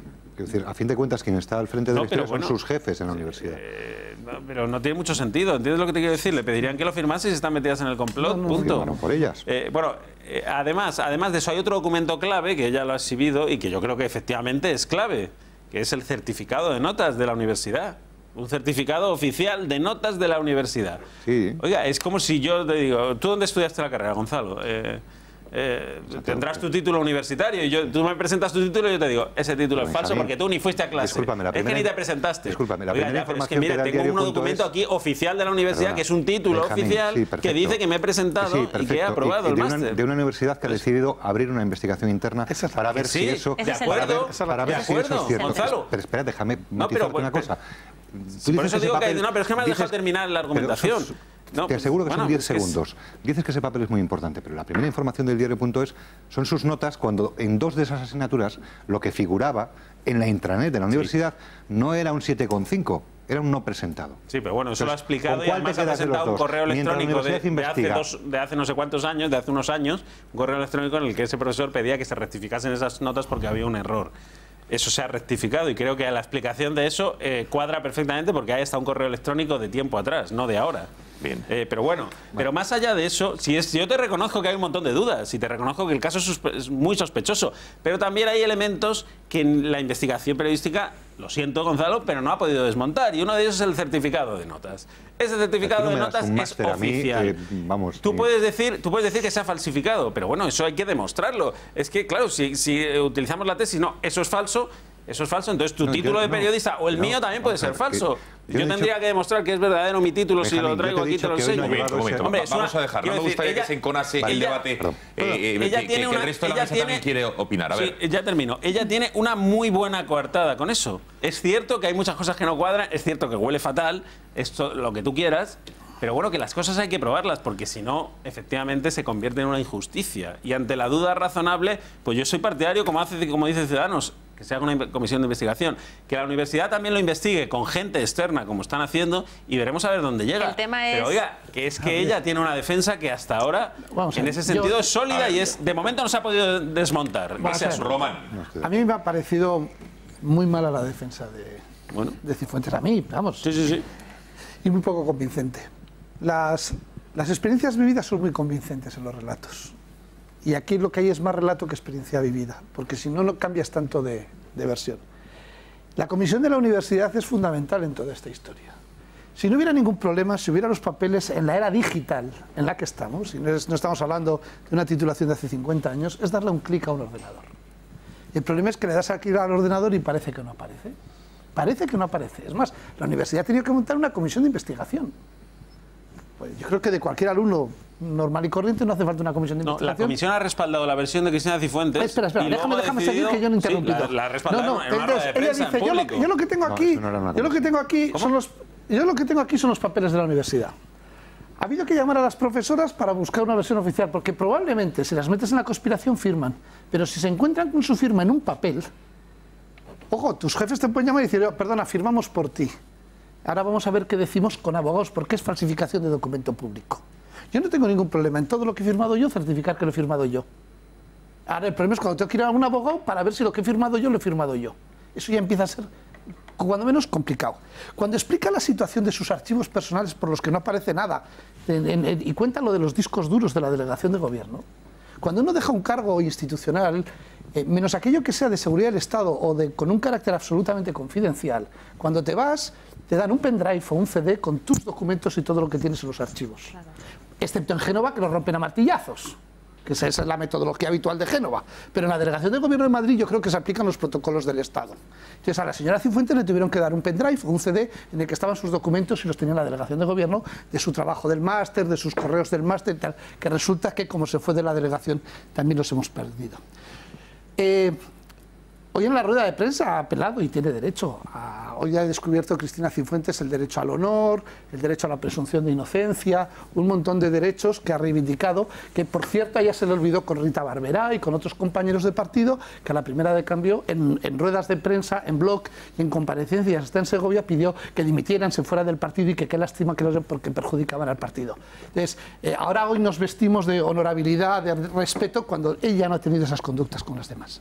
Y a mí me parece otra cosa complicada de defender, es que cuando cuenta el relato de mis exámenes, espero 10 minutos, luego esperaba a los profesores, pero no era presencial, no fui como los demás y luego ya no he sido presencial, como decías muy bien antes, Gonzalo, es que de la comparecencia en el plenario de la Asamblea de Madrid a la rueda de prensa, ha pasado de ser una alumna normal como todos los demás a ser una alumna llena de privilegios que no ha hecho nada, porque claro, cuando buscas a los alumnos y dices no la hemos visto, en la sala había hecho lo que tenía que hacer y en el otro sitio es que yo pacté con los profesores. Pero si has pactado con los profesores, has podido pactar. Lo que pasa es que los profesores han salido diciendo, efectivamente, como era una señora muy ocupada, hicimos una excepción. No, dijeron lo contrario. Dijeron lo contrario. Y ahora resulta que es que he pactado con ellos. En 10 días no puede cambiar tanto la historia de lo que es hacer un máster. Es que las historias son homogéneas. El problema es cuando cada día que pasa, si es nublado es de una manera, si es no nublado de otra. Permíteme que te haga una pregunta. Si yo estoy de acuerdo contigo en que ya lo he dicho, hay un montón de cosas que a mí no me cuadran en toda esta historia, ¿no? Y un montón de lagunas y cosas que no están bien explicadas, etcétera, etcétera.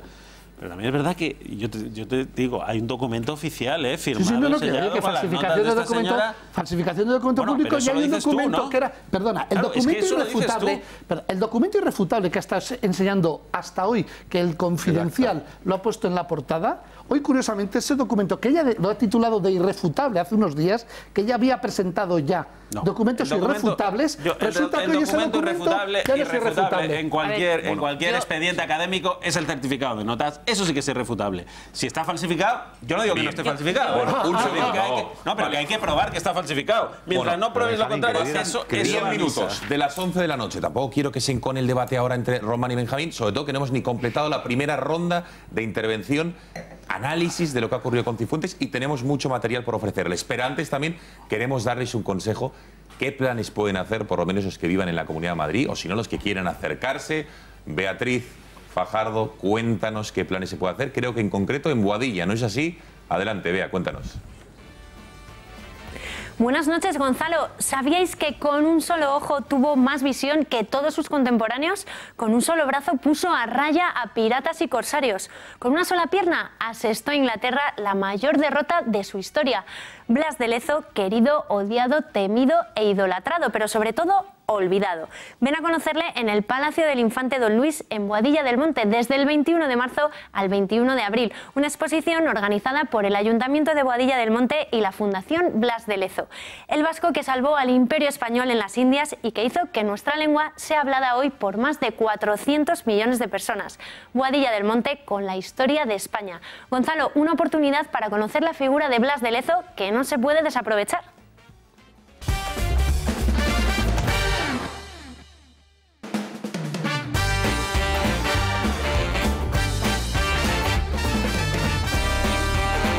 minutos de las 11 de la noche. Enseguida, los interrogantes, las cuestiones que debería haber contestado Cifuentes y que no lo ha hecho. Veremos el porqué. Y también vamos a hacer un repaso somero desde septiembre de 2011 hasta la actualidad, cuáles son los hitos más importantes en relación con este máster, este posgrado de Cifuentes, para que ustedes saquen sus conclusiones. Cristina. A ver, puntos que me he anotado. Yo creo que aquí otro de los puntos de inflexión por parte de la otra parte involucrada en este asunto es cuando el rector de la universidad pide un observador externo, porque a mí me suena a que se está desmarcando de posiciones anteriores y que está tomando distancia. ¿De sus propias posiciones? Sí, porque es que él salió en rueda de prensa y dijo determinadas cosas. Por eso. Claro. Y luego estabais hablando, y ella misma se ha referido a una especie de confabulación. Yo creo que no es incompatible el hecho de que haya ya no una confabulación, que en todo caso creo que vendría más de dentro que de fuera, sino un aprovechamiento por parte de la izquierda, que sabe, por otro lado, que si no es así, en la Comunidad de Madrid no va a gobernar en la vida, y es legítimo que haya este aprovechamiento, pero creo que es compatible con una mala praxis o con el hecho de que aquí este asunto huele mucho peor de lo que yo pensaba, confieso, en un principio, ¿no? Gabilondo ha planteado una moción de censura. A mí me gustaría mucho que se la planteara Manuela Carmena, el Partido Socialista de Madrid, porque tiene a muchos, no varios, muchos concejales imputados por múltiples motivos. Esa es otra. Y yo, bueno, sí, me parece bien que Cristina Cifuentes dimita. Creo que si esto se demuestra, debería de dimitir. Pero con ella deberían de dimitir muchísimos políticos de la derecha, del Partido Popular de Sevilla, como Juan Moreno Bonilla, que también mintió sobre algún máster o alguna carrera, y sobre la propia Elena Valenciano, por aquella mentira famosa que se ha aparcado y se ha dejado ahí, de tener 2 licenciaturas, Derecho y Ciencias Políticas, a pesar de no haberlas acabado nunca, ¿no? Entonces, realmente, sí, si esto supone un punto de inflexión para la praxis política, pues yo creo que deberían de hacer un ejercicio de reflexión todos los políticos y que deberían de dimitir en masa, ¿no? Un segundo, vamos a ver. Fátima García Manzano. Antes de que hable Laura, que es la última que creo en opinar, me parece importante volver a septiembre de 2011. ¿Qué es lo que ocurrió y cómo funcionaba este máster y todas las polémicas o hitos que ha ido ocurriendo, en parte muchos de ellos desvelados últimamente por el diario.es? Pues buenas noches otra vez. Hemos realizado una cronología poniendo todas las informaciones en su lugar desde el inicio del máster hasta hoy. Esta historia dura varios años, 7 en concreto. Vamos a empezar por el día que comienza, el 22 de septiembre del 2011. Es un máster de Derecho Autonómico, se trata de un título oficial del Ministerio de Educación necesario para poder presentar el doctorado. Vamos con sus características. Es presencial, tiene 60 créditos y tiene unas 1.500 horas entre clases, estudios y trabajos por hacer. El horario, los jueves y viernes por la tarde y los sábados por la mañana. Pasamos ya al 21 de diciembre, fecha en la que Cifuentes se matricula oficialmente. 7 días después paga las tasas de la matriculación, pero si nos fijamos en las fechas nos damos cuenta de que está fuera de plazo, que se matricula 3 meses más tarde, es decir, cuando sus compañeros ya llevaban todo un trimestre de curso. Nos vamos hasta junio de 2012, son los exámenes y los profesores dan las notas. Cifuentes consigue en su expediente hasta 5 sobresalientes y una asignatura con un no presentado. Perdón. Todo esto a pesar de que sus compañeros dicen que nunca la vieron ni en clase ni presentarse los exámenes. Y atención ahora a esta fecha, el 2 de julio. Es el día de la exposición del TFM. Aunque anteriormente aparecía como no presentado, ahora Cifuentes tiene un 7,5, un notable. Pero resulta que esta fecha es bastante extraña por varios motivos. Que como requisito para poder presentar el TFM había que tener todas aprobadas y recordamos que ella tenía un no presentado. Más asuntos de ese día. Supuestamente ella estaba coordinado un dispositivo policial por la celebración de la Eurocopa que acaba de ganar la selección española de fútbol. Y también ese mismo día Todo el departamento que la examinó estaba en Aranjuez, a 50 kilómetros de distancia, inaugurando los cursos de verano de la universidad. Continuamos, nos vamos hasta el 20 de noviembre de 2012, día en el que Cifuentes vuelve a pagar las tasas del máster para volver a presentar el TFM, porque en esta fecha aún aparecía como no presentado. Y ya 2 años después, el 23 de octubre de 2014, una funcionaria, una amiga de Cifuentes, entra en el sistema informático de la universidad, incumpliendo el protocolo oficial para modificar una nota, y cambia los 2 no presentados que aparecen tanto en aquella asignatura como en su TFM por 2 notables. Tenemos que esperar 4 años para que en el diario.es destapen todas estas informaciones. Rápidamente la universidad da una rueda de prensa y dicen esto. Debido a una mala transcripción en la introducción de las notas en la plataforma informática de los mencionados profesores aquí presentes, las 2 calificaciones quedaron como no presentados en julio del 2012. Escuchábamos a Javier Ramos, el rector, el día 21 de marzo, quien también estaba acompañado de Enrique Álvarez Conde, director del máster, y Pablo Chico, el profesor que le había puesto un no presentado en aquella asignatura. Ambos con cargos en el PP. Álvarez Conde fue un alto cargo de Rajoy y a Chico le colocaron en el Ayuntamiento de Pozuelo. Es este mismo. Álvarez Conde quien le envía una acta falsa de evaluación de ese trabajo fin de máster, la misma que ella enseña ese mismo día. Un acta del trabajo de fin de máster, un acta que está firmada por las 3 miembros del Tribunal Calificador, con la fecha de la evaluación, que fue el 2 de julio de 2012, y la calificación del trabajo, que por cierto saqué un notable. 5 días después de esa explicación anuncia una querella criminal contra el diario.es y no se ha vuelto a saber nada hasta hoy. Bueno, esta es la cronología. Laura. Bueno, más o menos creo que ya se ha dicho todo, pero no me extrañaría que quizás veremos publicadas más cosas, porque también es un poco extraño que no haya querido publicar su trabajo final de máster.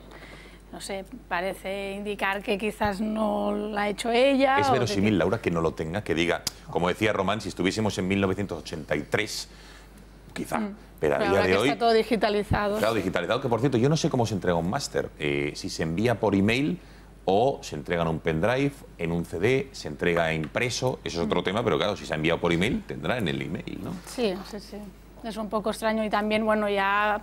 Creo que también pone un poco de manifiesto el sistema universitario que tenemos, que más allá que pues viven de espaldas a la sociedad y al mercado laboral, también las formas de acceder son por nepotismo más que meritocráticas, ¿no? Y tanto que se habla de la casta, pues la universidad, para mí, en algún sentido, es como el clero de la Edad Media.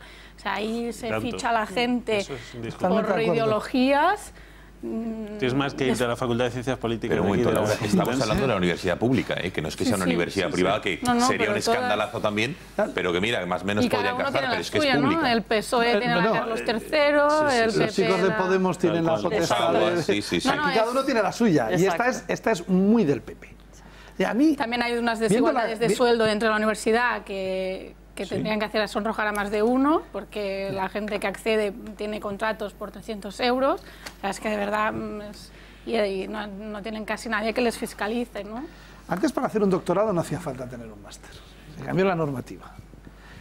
Y viendo la cronología y viendo que te apuntas 3 meses más tarde y que vale cuando son presenciales y no te conoce nadie, esto tiene la pinta de que alguien le dice eso de, mira, pagas las tasas y nosotros te aprobamos el máster.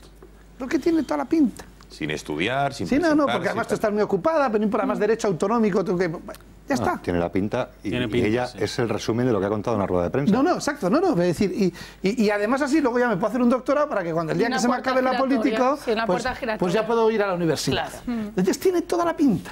Y ahora lo que están construyendo es todo el entramado de papeles para que se pueda sostener esa versión. Pero es una versión de las de, venga, no te preocupes, venga, paga las tasas, ya esto lo arreglamos y te damos el título. Es lo que tiene toda la pinta. Y claro, lo siento. Esto se ha complicado con una cosa, Román, que apuntabas tú antes y que es muy importante, que es que en ese proceso, antes no observado por el periodismo, es decir, es verdad que no, oye, de repente hemos puesto el foco en la universidad y a lo mejor deberíamos haberlo hecho antes. Es verdad, como decíais, el diario.es tardó no sé cuántos años en... Bueno, pues ya lo sentimos, pero hemos puesto el foco ahí, ¿no? Antes a lo mejor estas cosas se hacían sin mayor problema, pero ahora lo que está viendo el personal de la universidad es que en ese proceso de regalarle un máster a alguien, ha podido usted cometer un delito de falsedad en documento público. Y esto explica por qué las profesoras están reuniéndose con los abogados, por qué se ha pedido una comisión, por qué el rector, que un día dice una cosa, que es lo que le cuentan los profesores, luego se pone en el otro sitio y pide que la CRUE se meta por el medio. No sé, yo si queréis os cuento cuál es la gran conspiración que hemos... De la izquierda del diario.es. Hay una explicación... yo creo no, queremos que nos cuentes quién nos lo ha filtrado. No, os lo voy a contar. ¿Ah, sí? Os lo voy a contar ahora mismo. Bueno, perdona, Gonzalo, se ha dicho, y hay que ver hasta... evidentemente, esto venía por una filtración, es un tanto periodístico brutal que ya me hubiese gustado a mí, que si lo hubiera tenido, evidentemente hubiera hecho lo mismo, pero claro, que también ha habido, y eso se ha dicho, que esto evidentemente esto es un fuego amigo dentro del Partido Popular. Bueno, que hay quien quiere ver a Cristina Cifuentes y la ve como una amenaza dentro de la línea de sucesión de Mariano Rajoy, y que esto, en este caso, se habrá filtrado, lo que se habrá hecho llegar a quien sea, a un periodista en concreto, al diario.es, para perjudicar y acabar con la carrera política de Cifuentes. No es así la cosa. Si observáis... No me llegas a decir que es así. Si observáis el trabajo de mi compañera Raquel Ejerique con esta universidad en concreto, es ella quien saca todas las informaciones y la sección que dirige en el periódico sobre el antiguo rector, que tuvo que dejar el cargo porque el rector era un señor que plagiaba sus trabajos.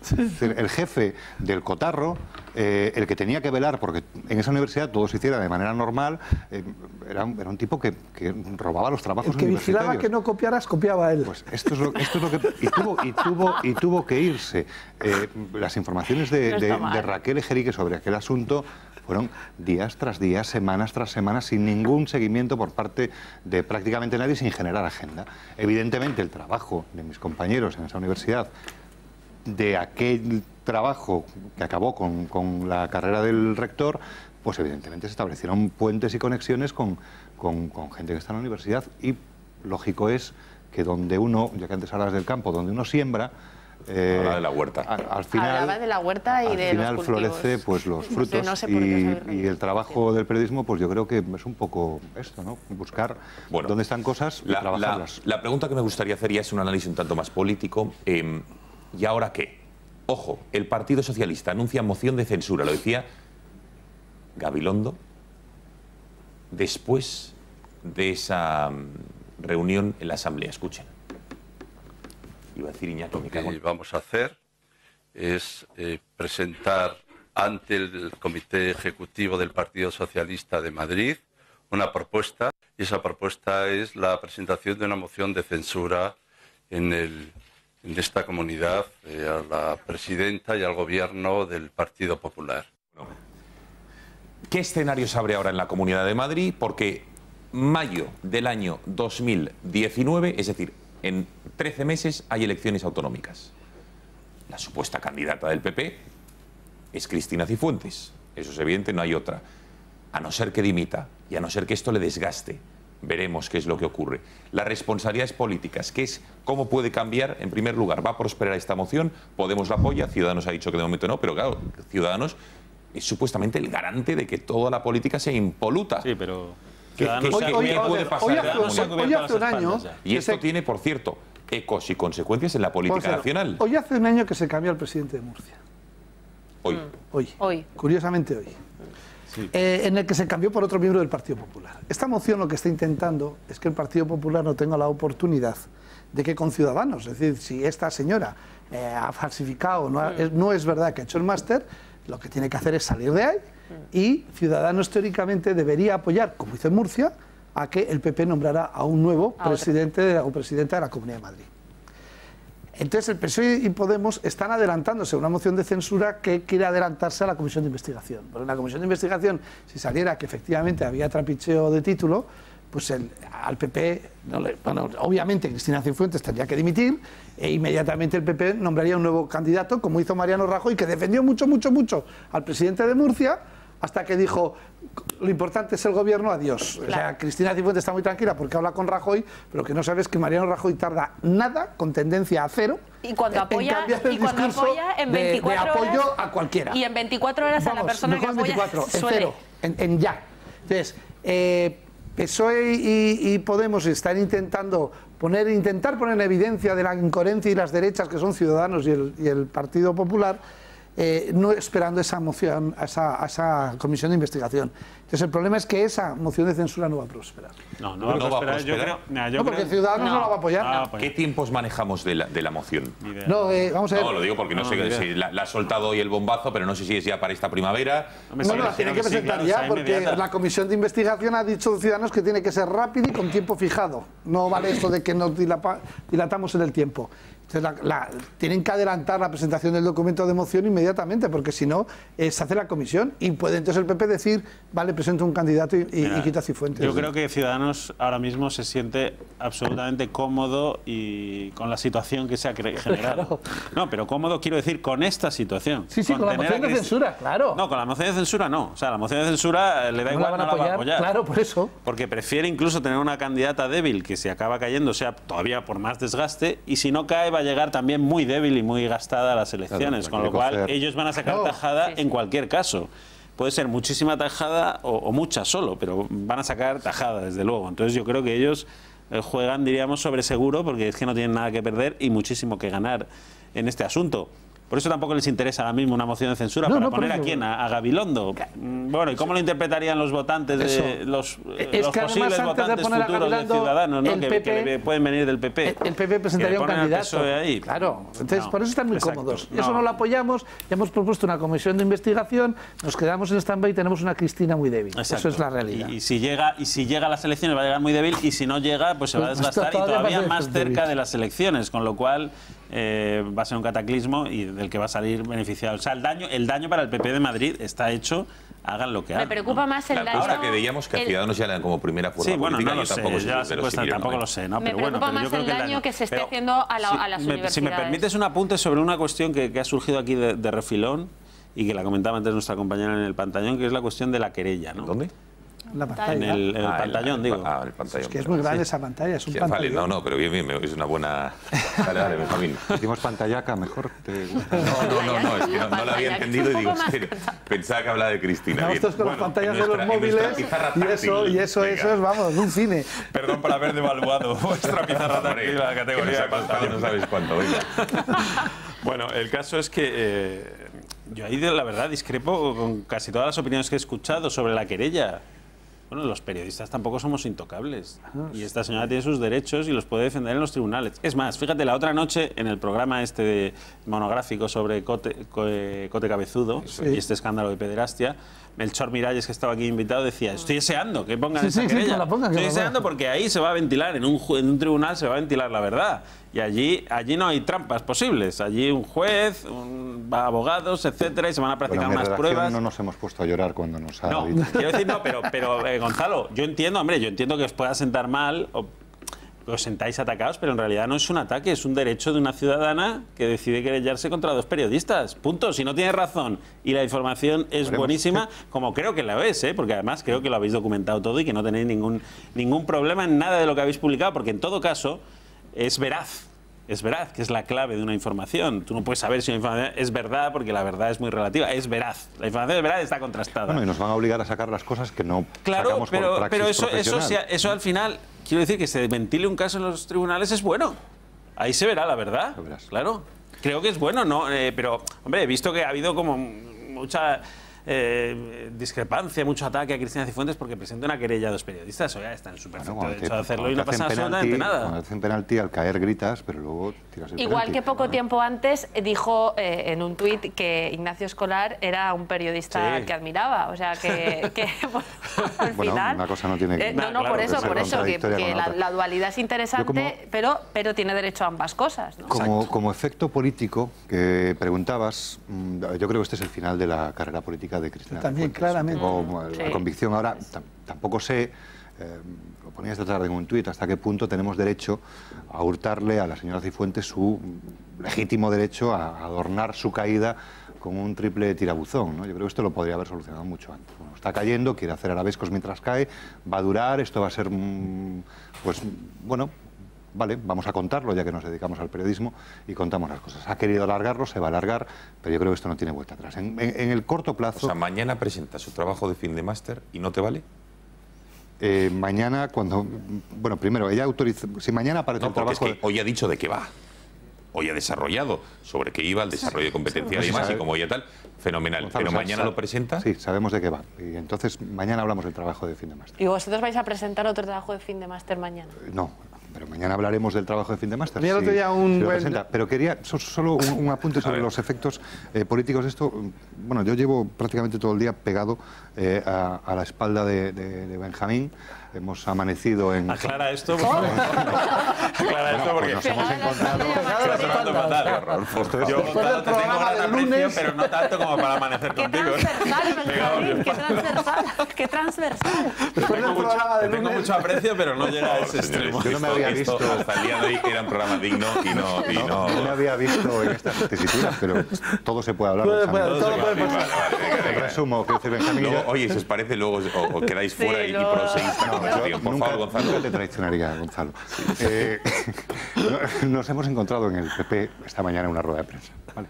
Bien. Algo tan a primera hora. A primera hora. Entonces era una rueda de prensa y voy a intentar tomar la seriedad que se pretende.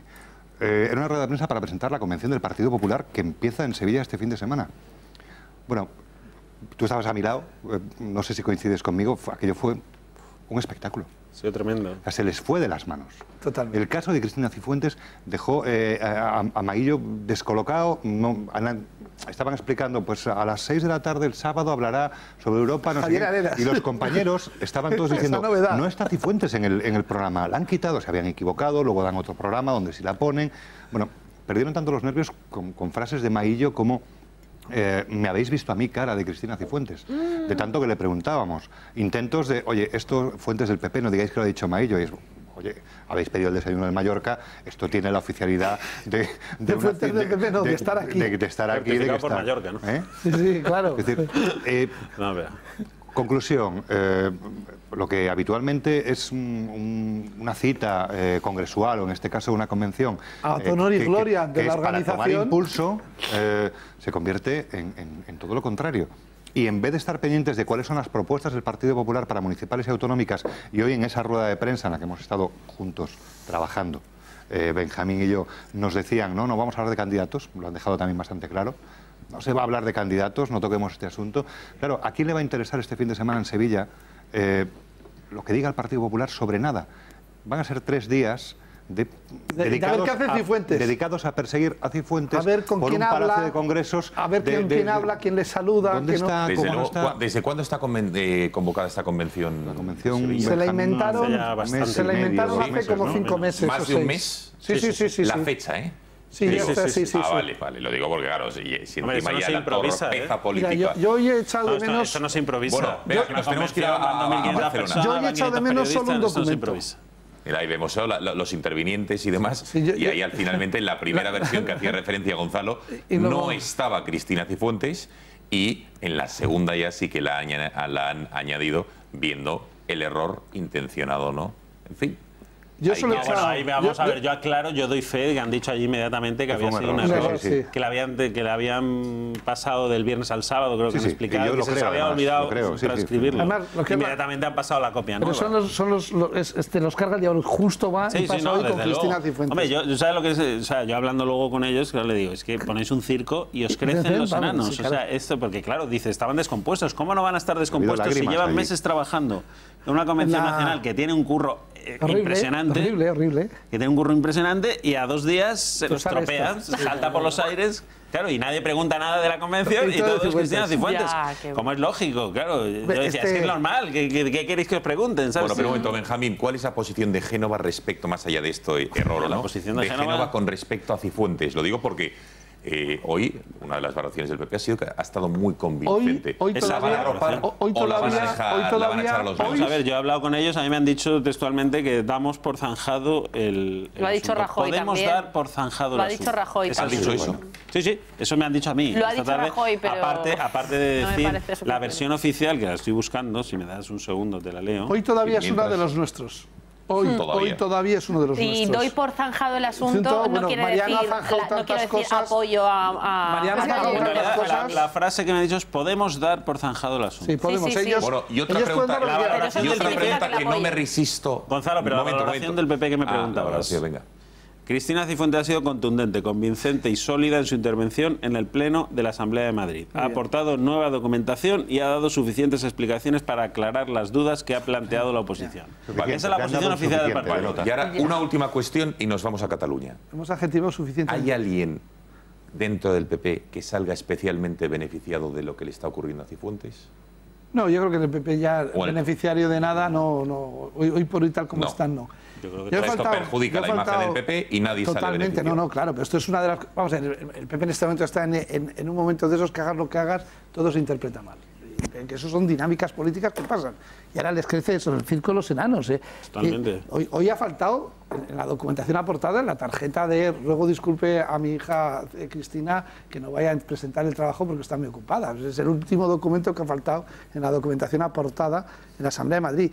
Que ha habido otro discurso muy preocupante, del que no hemos hablado nada, que te deja una duda, que es cómo el portavoz del Partido Popular lo único que ha hecho es leer toda la lista de todos esos políticos, empezando por Elena Valenciano, que han falsificado su currículum y que además siguen en la política. Y dices, oiga, mire, si toda su defensa se basa en leer el y tú más y que siguen en la política, es que usted tiene un problema. Ese discurso lo puede articular un ciudadano que no pertenece al partido. Claro, ¿a mí qué me importa? Perfecto, pero si usted sale ahí en lugar de defender a su presidenta, dice, y Elena Valenciano y no sé quién tal, y el máster del otro, y el del Podemos que hizo, dices, oiga, o sea que Cristina Cifuentes también. Lo está dando por sentado. Yo tengo mis dudas a la pregunta de Gonzalo de quién sale, si alguien en el PP sale beneficiado de esto, yo creo que absolutamente nadie, ¿no? Que todos salen perjudicados, pero yo tengo mis dudas, que la verdad es que es simplemente por elucubración, ¿eh? Quiero decir, no es información, sino que es un planteamiento que me hago de si no estarán deseando en la dirección de Génova que hubiera caído hoy Cristina Cifuentes.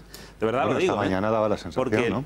No, sí, no, y porque es que además si lo piensas bien, quiero decir, yo comparto con vosotros que tiene muy mala pinta todo, y que probablemente esto acabe desencadenando en una de estas dos opciones, o una dimisión de Cristina Cifuentes, que cuanto más tarde peor para el partido, o en una derrota electoral, probablemente.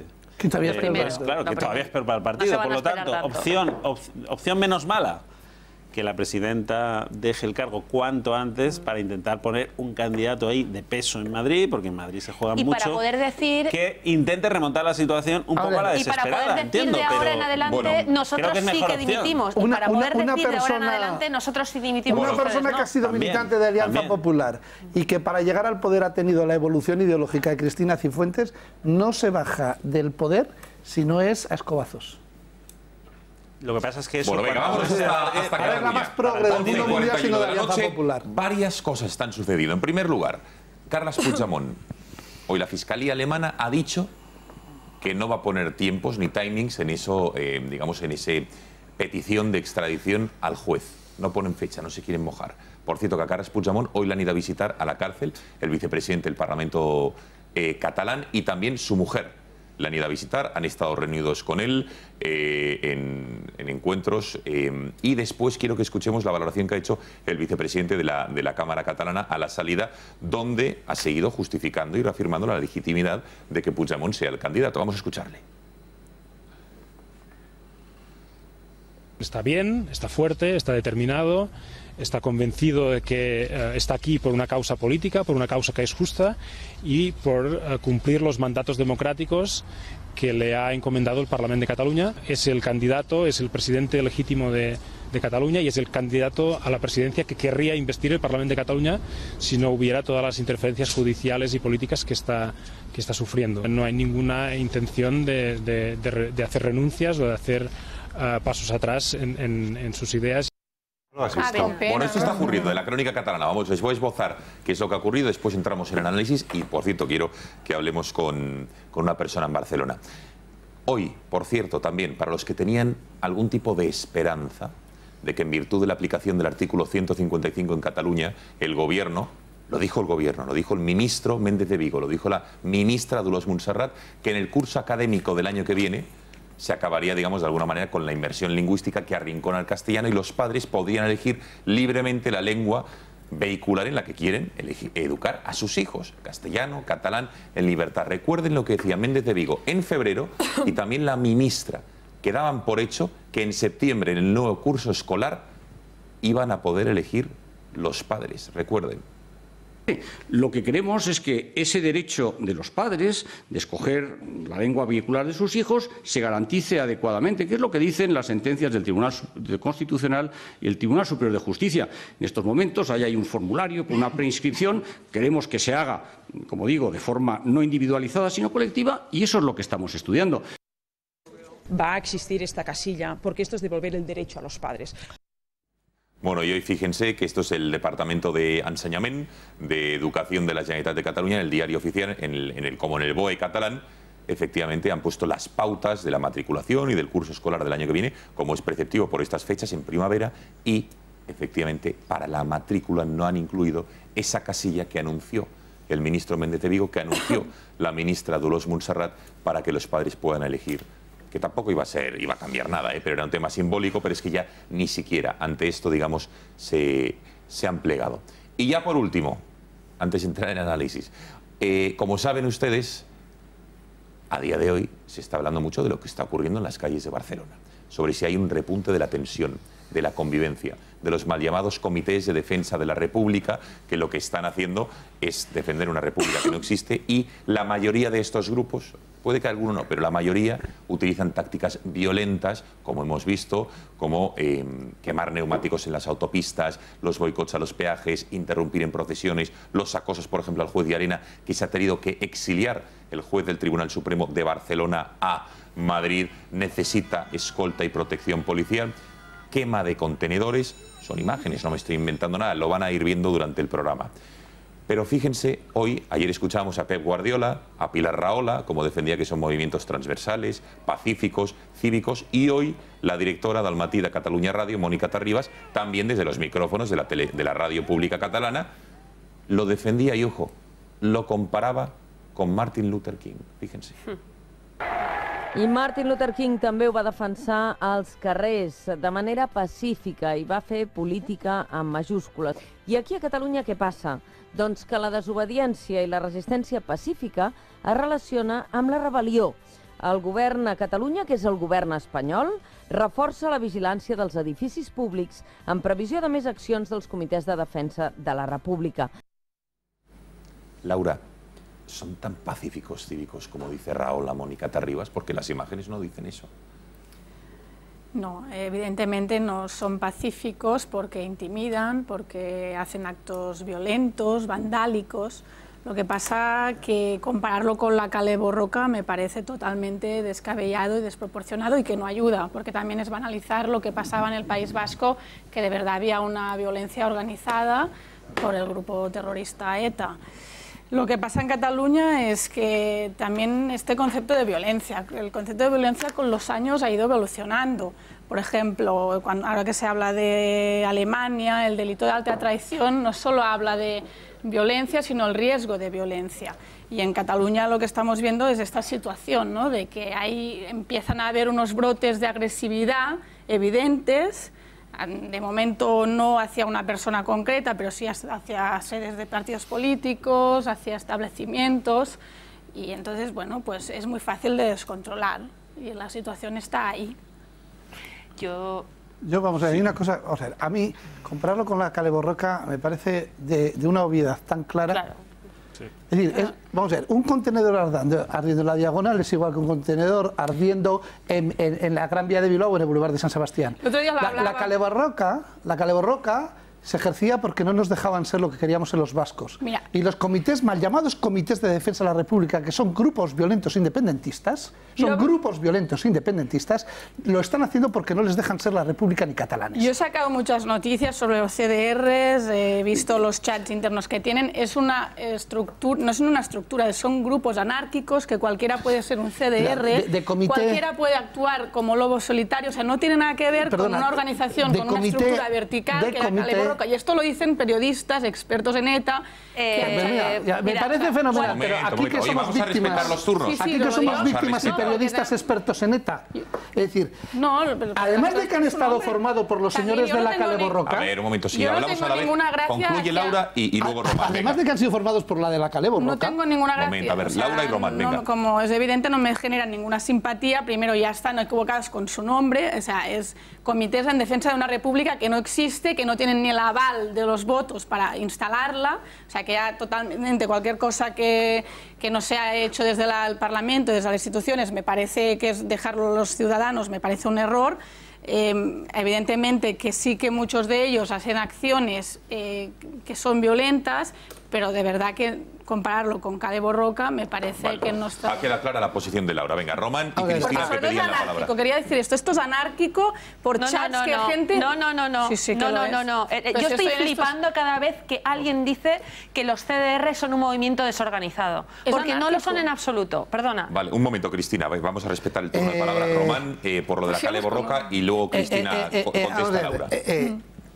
Los ensayos que se hicieron por parte de los desplazados del País Vasco antes de las elecciones a Cataluña para formar en cómo hay que agarrarse para que cuando te detengan quites a 4 policías en lugar de a uno, haciéndote el muerto porque tiene que coger uno la pierna, el otro la otra pierna, el otro la mano. Esos no son anárquicos, están formados por los chicos de mi pueblo. Vale. Que el señor Arnaldo Otegi se pasea como se pasea por Cataluña como un héroe.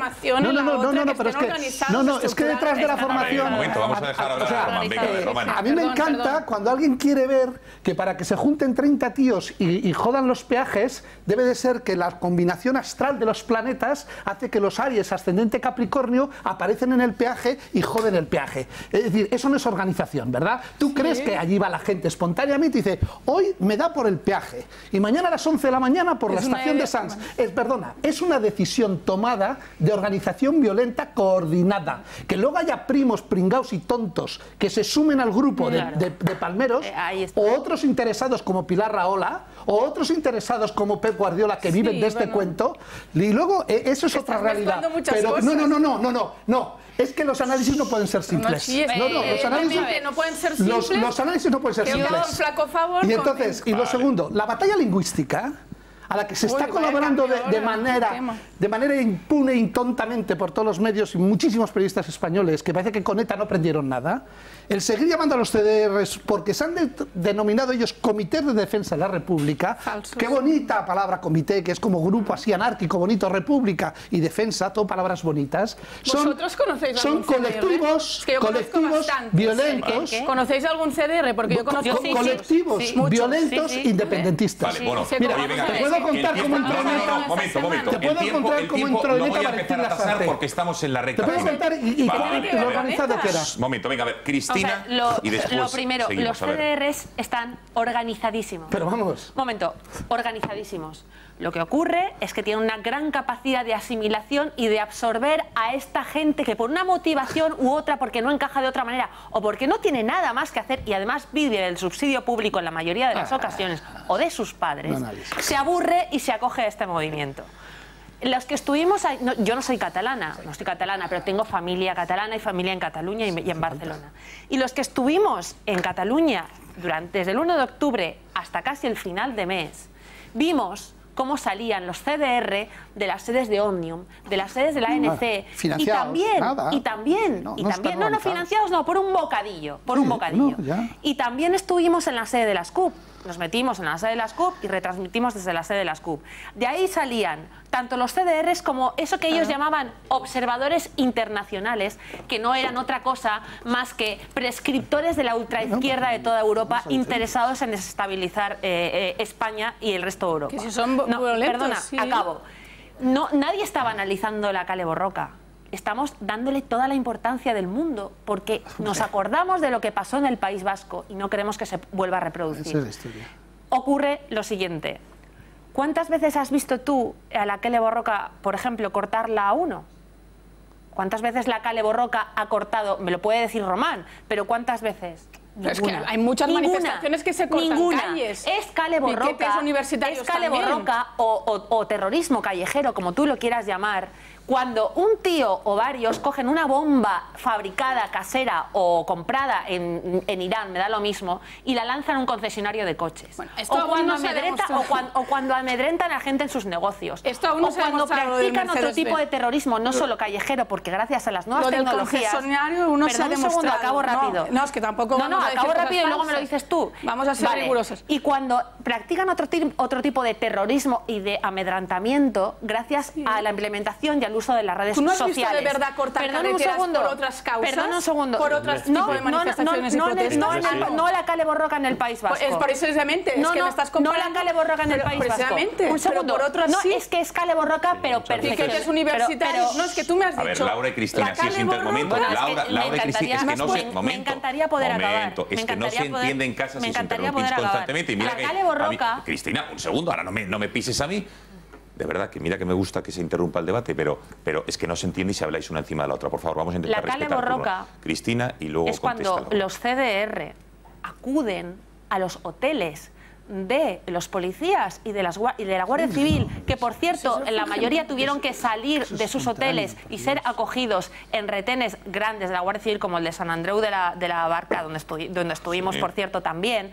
Y yo recuerdo que trajimos aquí el tema de que en Pineda del Mar el alcalde había instado a los hoteles a sacar a los policías y a los guardias civiles gracias a la presión de los CDR, porque si no les cerraba los hoteles, ¿de acuerdo? Eso es intimidación, eso es violencia y eso es terrorismo. Pero a ver, yo he empezado a preguntar algo. Sí, hombre, podéis decir Laura, Benjamín y Gonzalo vais a poder dar Laura la réplica, evidentemente, pero tenemos que hacer la última pausa de publicidad, ¿vale? Si también me lo permitís. Venga, última publicidad, 1 minuto y estamos aquí de vuelta.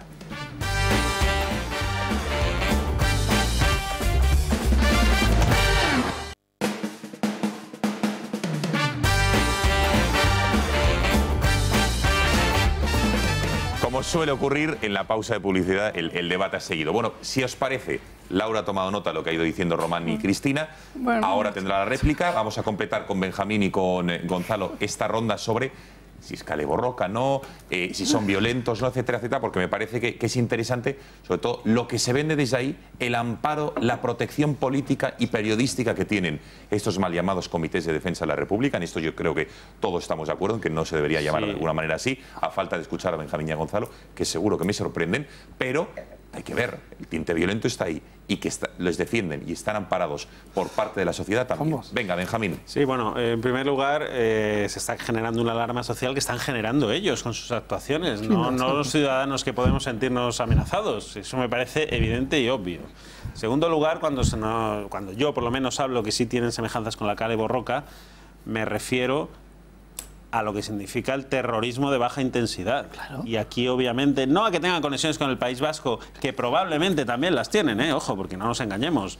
Arnaldo Otegi se pasea como Pedro por su casa, por Barcelona y con todos estos líderes independentistas, etcétera, etcétera. O sea que yo creo que también hay conexiones con el mundo proetarra. Pero bueno, vamos a dejarlas a un lado. Simplemente vamos a analizar los hechos de estos grupúsculos, ¿no? Evidentemente es un terrorismo de baja intensidad que actúa, claro que sí, organizadamente, primero por el nombre. Todos asumen el mismo nombre, lo cual ya denota que hay una intención de formar un grupo. No sabemos hasta qué punto están organizados con una cúpula que los dirija a todos, claro, pero bueno, es que en el País Vasco, pero es que en el País Vasco un grupo de Kale Borroka que salía una noche en Pamplona y quemaba 3 cajeros, no conocía al grupo de Kale Borroka que salía en San Sebastián era una forma de 6 meses después. Eran cachorros de ETA es un método de actuación que responde a una ideología. Pero déjame terminar. De verdad, anotad la réplica. Cristina, por favor, hay un Terra Lliure en Esquerra Republicana, por favor. Vamos a ver. Es evidente que hay primero por el nombre, obviamente hay una identificación común de todos conforme a una organización que a lo mejor no está tan organizada, pero que esa es la intención, desde luego, en último término. En segundo lugar, por las actuaciones, ¿no? No son actuaciones de dos tíos, son que se juntan varios cientos de personas que obviamente se tienen, como decía Román, no les da a todos por levantarse y irse al peaje con Francia al PP, que os da las mañanas para pararlo, o parar 3 entradas en Barcelona, además de forma simultánea. Son muchos cientos de personas que obviamente han actuado, claro que sí, pero a ver, organizadamente. Y luego pero que son manifestaciones. No tiene nada que ver, no tiene nada que ver con una manifestación estudiantil que deriva en incidentes, que pueden también estar instrumentalizados, pero que son hechos aislados. Yo estoy totalmente en contra de cortar las calles porque además perjudicas a tus conciudadanos. Pero que no son hechos aislados. Pero esto, dice, no lo ha hecho Calebo Roca, pero lo han hecho muchas protestas universitarias y de diversa índole. De forma puntual, en una manifestación. También había universitarios en la Calebo Roca. Ya termino con esto. Mira, yo he empezado, Gonzalo me ha preguntado, ¿son violentos? Laura, sí que lo son, claro que son violentos. Ya termino con esto. Laura, no se puede comparar con una manifestación donde puntualmente se corta la castellana, porque transcurría por allí la manifestación con varios grupos que simultáneamente cortan varias entradas de Barcelona y que además son numerosísimos y que obviamente se han coordinado. Es que vamos, es que cae por su propio peso que se han coordinado. Queda un minuto para la medianoche, con lo cual tenemos que ir agilizando las intervenciones. Venga, tienen manuales. Acabaré, por favor, si me dejáis acabar antes de mañana. Ya que queda un minuto. Yo, hoy está jocoso, Gonzalo. Una cosa, yo de verdad, a mí me aburre que todo enemigo sea ETA. Estoy cansado. No son ETA. No son ETA. Por favor. No son ETA. Por favor. ¿Quién ha dicho que sea ETA? No son ETA, ¿eh? Las cosas tienen su contexto y el contexto, cuando vinculas a Calebo Roca, a mí me estás llevando mentalmente a País Vasco. Y creo que esto no tiene que ver con País Vasco. Solo una cosa que yo sí quiero pedirle a Laura que nos explique, porque ella nos ha contado que ha estado en los chats, que los ha mirado, que los ha visto. Habéis forzado tanto la conversación que por un momento, Laura... No hemos forzado nada, estamos hablando de la experiencia propia. Calebo Roca era... A mí me gustaría que, con la dificultad periodística que supone entrar en estos circuitos donde ellos se comunican entre ellos, y ella lo ha hecho, me gustaría conocer su relato también de qué es lo que ha visto y qué es lo que opina de él. A mí también. Laura. Calebo Roca, para empezar, son todo gente joven, normalmente todos chicos, con una actitud muy violenta, con antecedentes penales y que es cuando se les ha hecho un seguimiento, muchos de ellos han terminado en ETA. En estos comités hay mujeres que simplemente se ponen de acuerdo para llevar a sus hijos en estas manifestaciones y que estén todos en un mismo sitio y que no les pase nada. O sea, es mucho más transversal, es mucho más anárquico, es mucho más desestructurado. Evidentemente que hay brotes de violencia, yo esto es lo primero que le he dicho cuando Gonzalo me ha preguntado. Pero de aquí a elevarlo a categoría de Calebo Roca, me parece que es un flaco favor y que se genera una alarma social que no se ajusta a la realidad. Es una función de prevención esencial. Bueno, vamos a ver una llamémoslo cosa. De otra manera, llamémoslo reventemes carrers, a ver si cambiándole el nombre... ¿Sabes lo que eran las bullangas? No. Hay muchos nombres de violencia. Bueno, que este ritmo de baja intensidad, yo creo que estamos de acuerdo con eso, Si el problema es el nombre, vamos a cambiarles de nombre, porque que yo sepa, en la definición pragmática de terrorismo no es inexorable e imprescindible que esté ETA metida. Yo no he dicho nunca que sea ETA. Yo digo, además no necesita que sea ETA. Si Cataluña ha tenido su propio movimiento terrorista, Pues cortar una calle no es terrorismo. Es terrorismo, entre otras cosas. Cortar una carretera no es terrorismo. Entre otras cosas, causar terror en la calle, causar miedo y amedrentamiento en la calle es terrorismo, así de claro.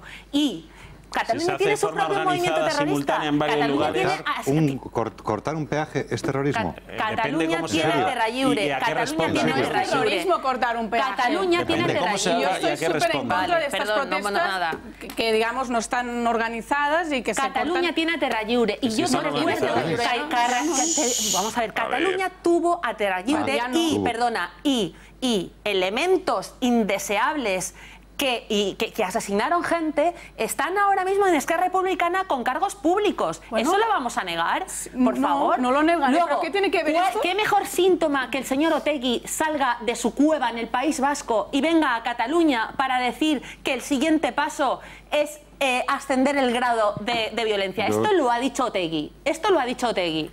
¿No os preocupa nada que de verdad Otegi esté legitimando a los CDR? Para mí es una derrota moral que este hombre esté en una diada, ya te lo digo así. Pero por otro lado es un hombre que ha cumplido condena, ¿no? ¿Qué? Pero es un terrorista, pero no deja de ser terrorista. No es un terrorista. Es un terrorista. Terrorista. Román, un minuto y nos tenemos que despedir. Yo lo siento. Por favor, Benjamín, Laura y Benjamín, por favor. Oye, forma parte de la condena. El cargo público está sigue inhabilitado, sí, pero ha cumplido su condena. Otegi está cumpliendo condena por terrorismo, vamos a dejarlo claro. Y es terrorista toda su vida hasta que se muera. Concluimos, venga. Vamos a ver, yo no digo que todo sea ETA ni la Caleborroca sea... Es decir, yo lo que creo es una práctica del nacionalismo, que allá vosotros, si no aprendéis de otras experiencias de otros sitios, para pararlo cuanto antes. Porque esto es la transversalidad de las señoras, ya ha apuntado María, Soledad, Nieves, Begoña, Carmen, son gente que eran muy simpáticas, muy vascas, y porque ETA no es que existía y luego la Caleborroca, es que primero hubo una sensación de frustración generalizada sobre una realidad vasca que acabó que unos dieron el salto a convertirse en ETA. Y luego para seguir manteniendo ETA, montaron Caleborroca. Pero si no es que no, muy bien, unos lo leen, otros lo vimos, vosotros lo estáis viviendo ahora. Ya Mayor Oreja le decía, mira, el problema de España no es Euskadi, es Cataluña, que es como Euskadi con 20 años de retraso. Y encima no aprenderán de nosotros, los vascos, que 300.000 nos hemos tenido que ir al exilio, hemos matado en toda España casi 1.000 personas, tenemos decenas de miles de heridos, y lo que hay que hacer es que somos distintos y hay que verlo de distinta manera. Pues mira, yo te pongo ahí un contenedor ardiendo y un contenedor debajo ardiendo y me dices cuál es la diferencia. Cuando quedan a las horas, están organizados, porque una cosa es una huelga de universitarios que las hemos hecho todos y hemos quedado un día para cortar una calle o lo que sea, y otra cosa es lo que hacen estos debate interesantísimo. Bueno, yo me he disculpado de alguna manera porque espero que se haya entendido en casa. Quizá le tenía que haber dedicado más tiempo, sí que es verdad que la actualidad ha mandado, pero no hay tiempo para más. Lo hablaremos largo y entendido en este programa, no lo duden. Benjamín López, Gonzalo Cortizo, Laura, Cristina, Román, muchísimas gracias a los 5 por haber estado esta noche aquí. Siento esta interrupción abrupta, pero nos tenemos que ir. Gracias por su confianza. El Gato vuelve mañana a las 10. Que pasen buena noche. Adiós.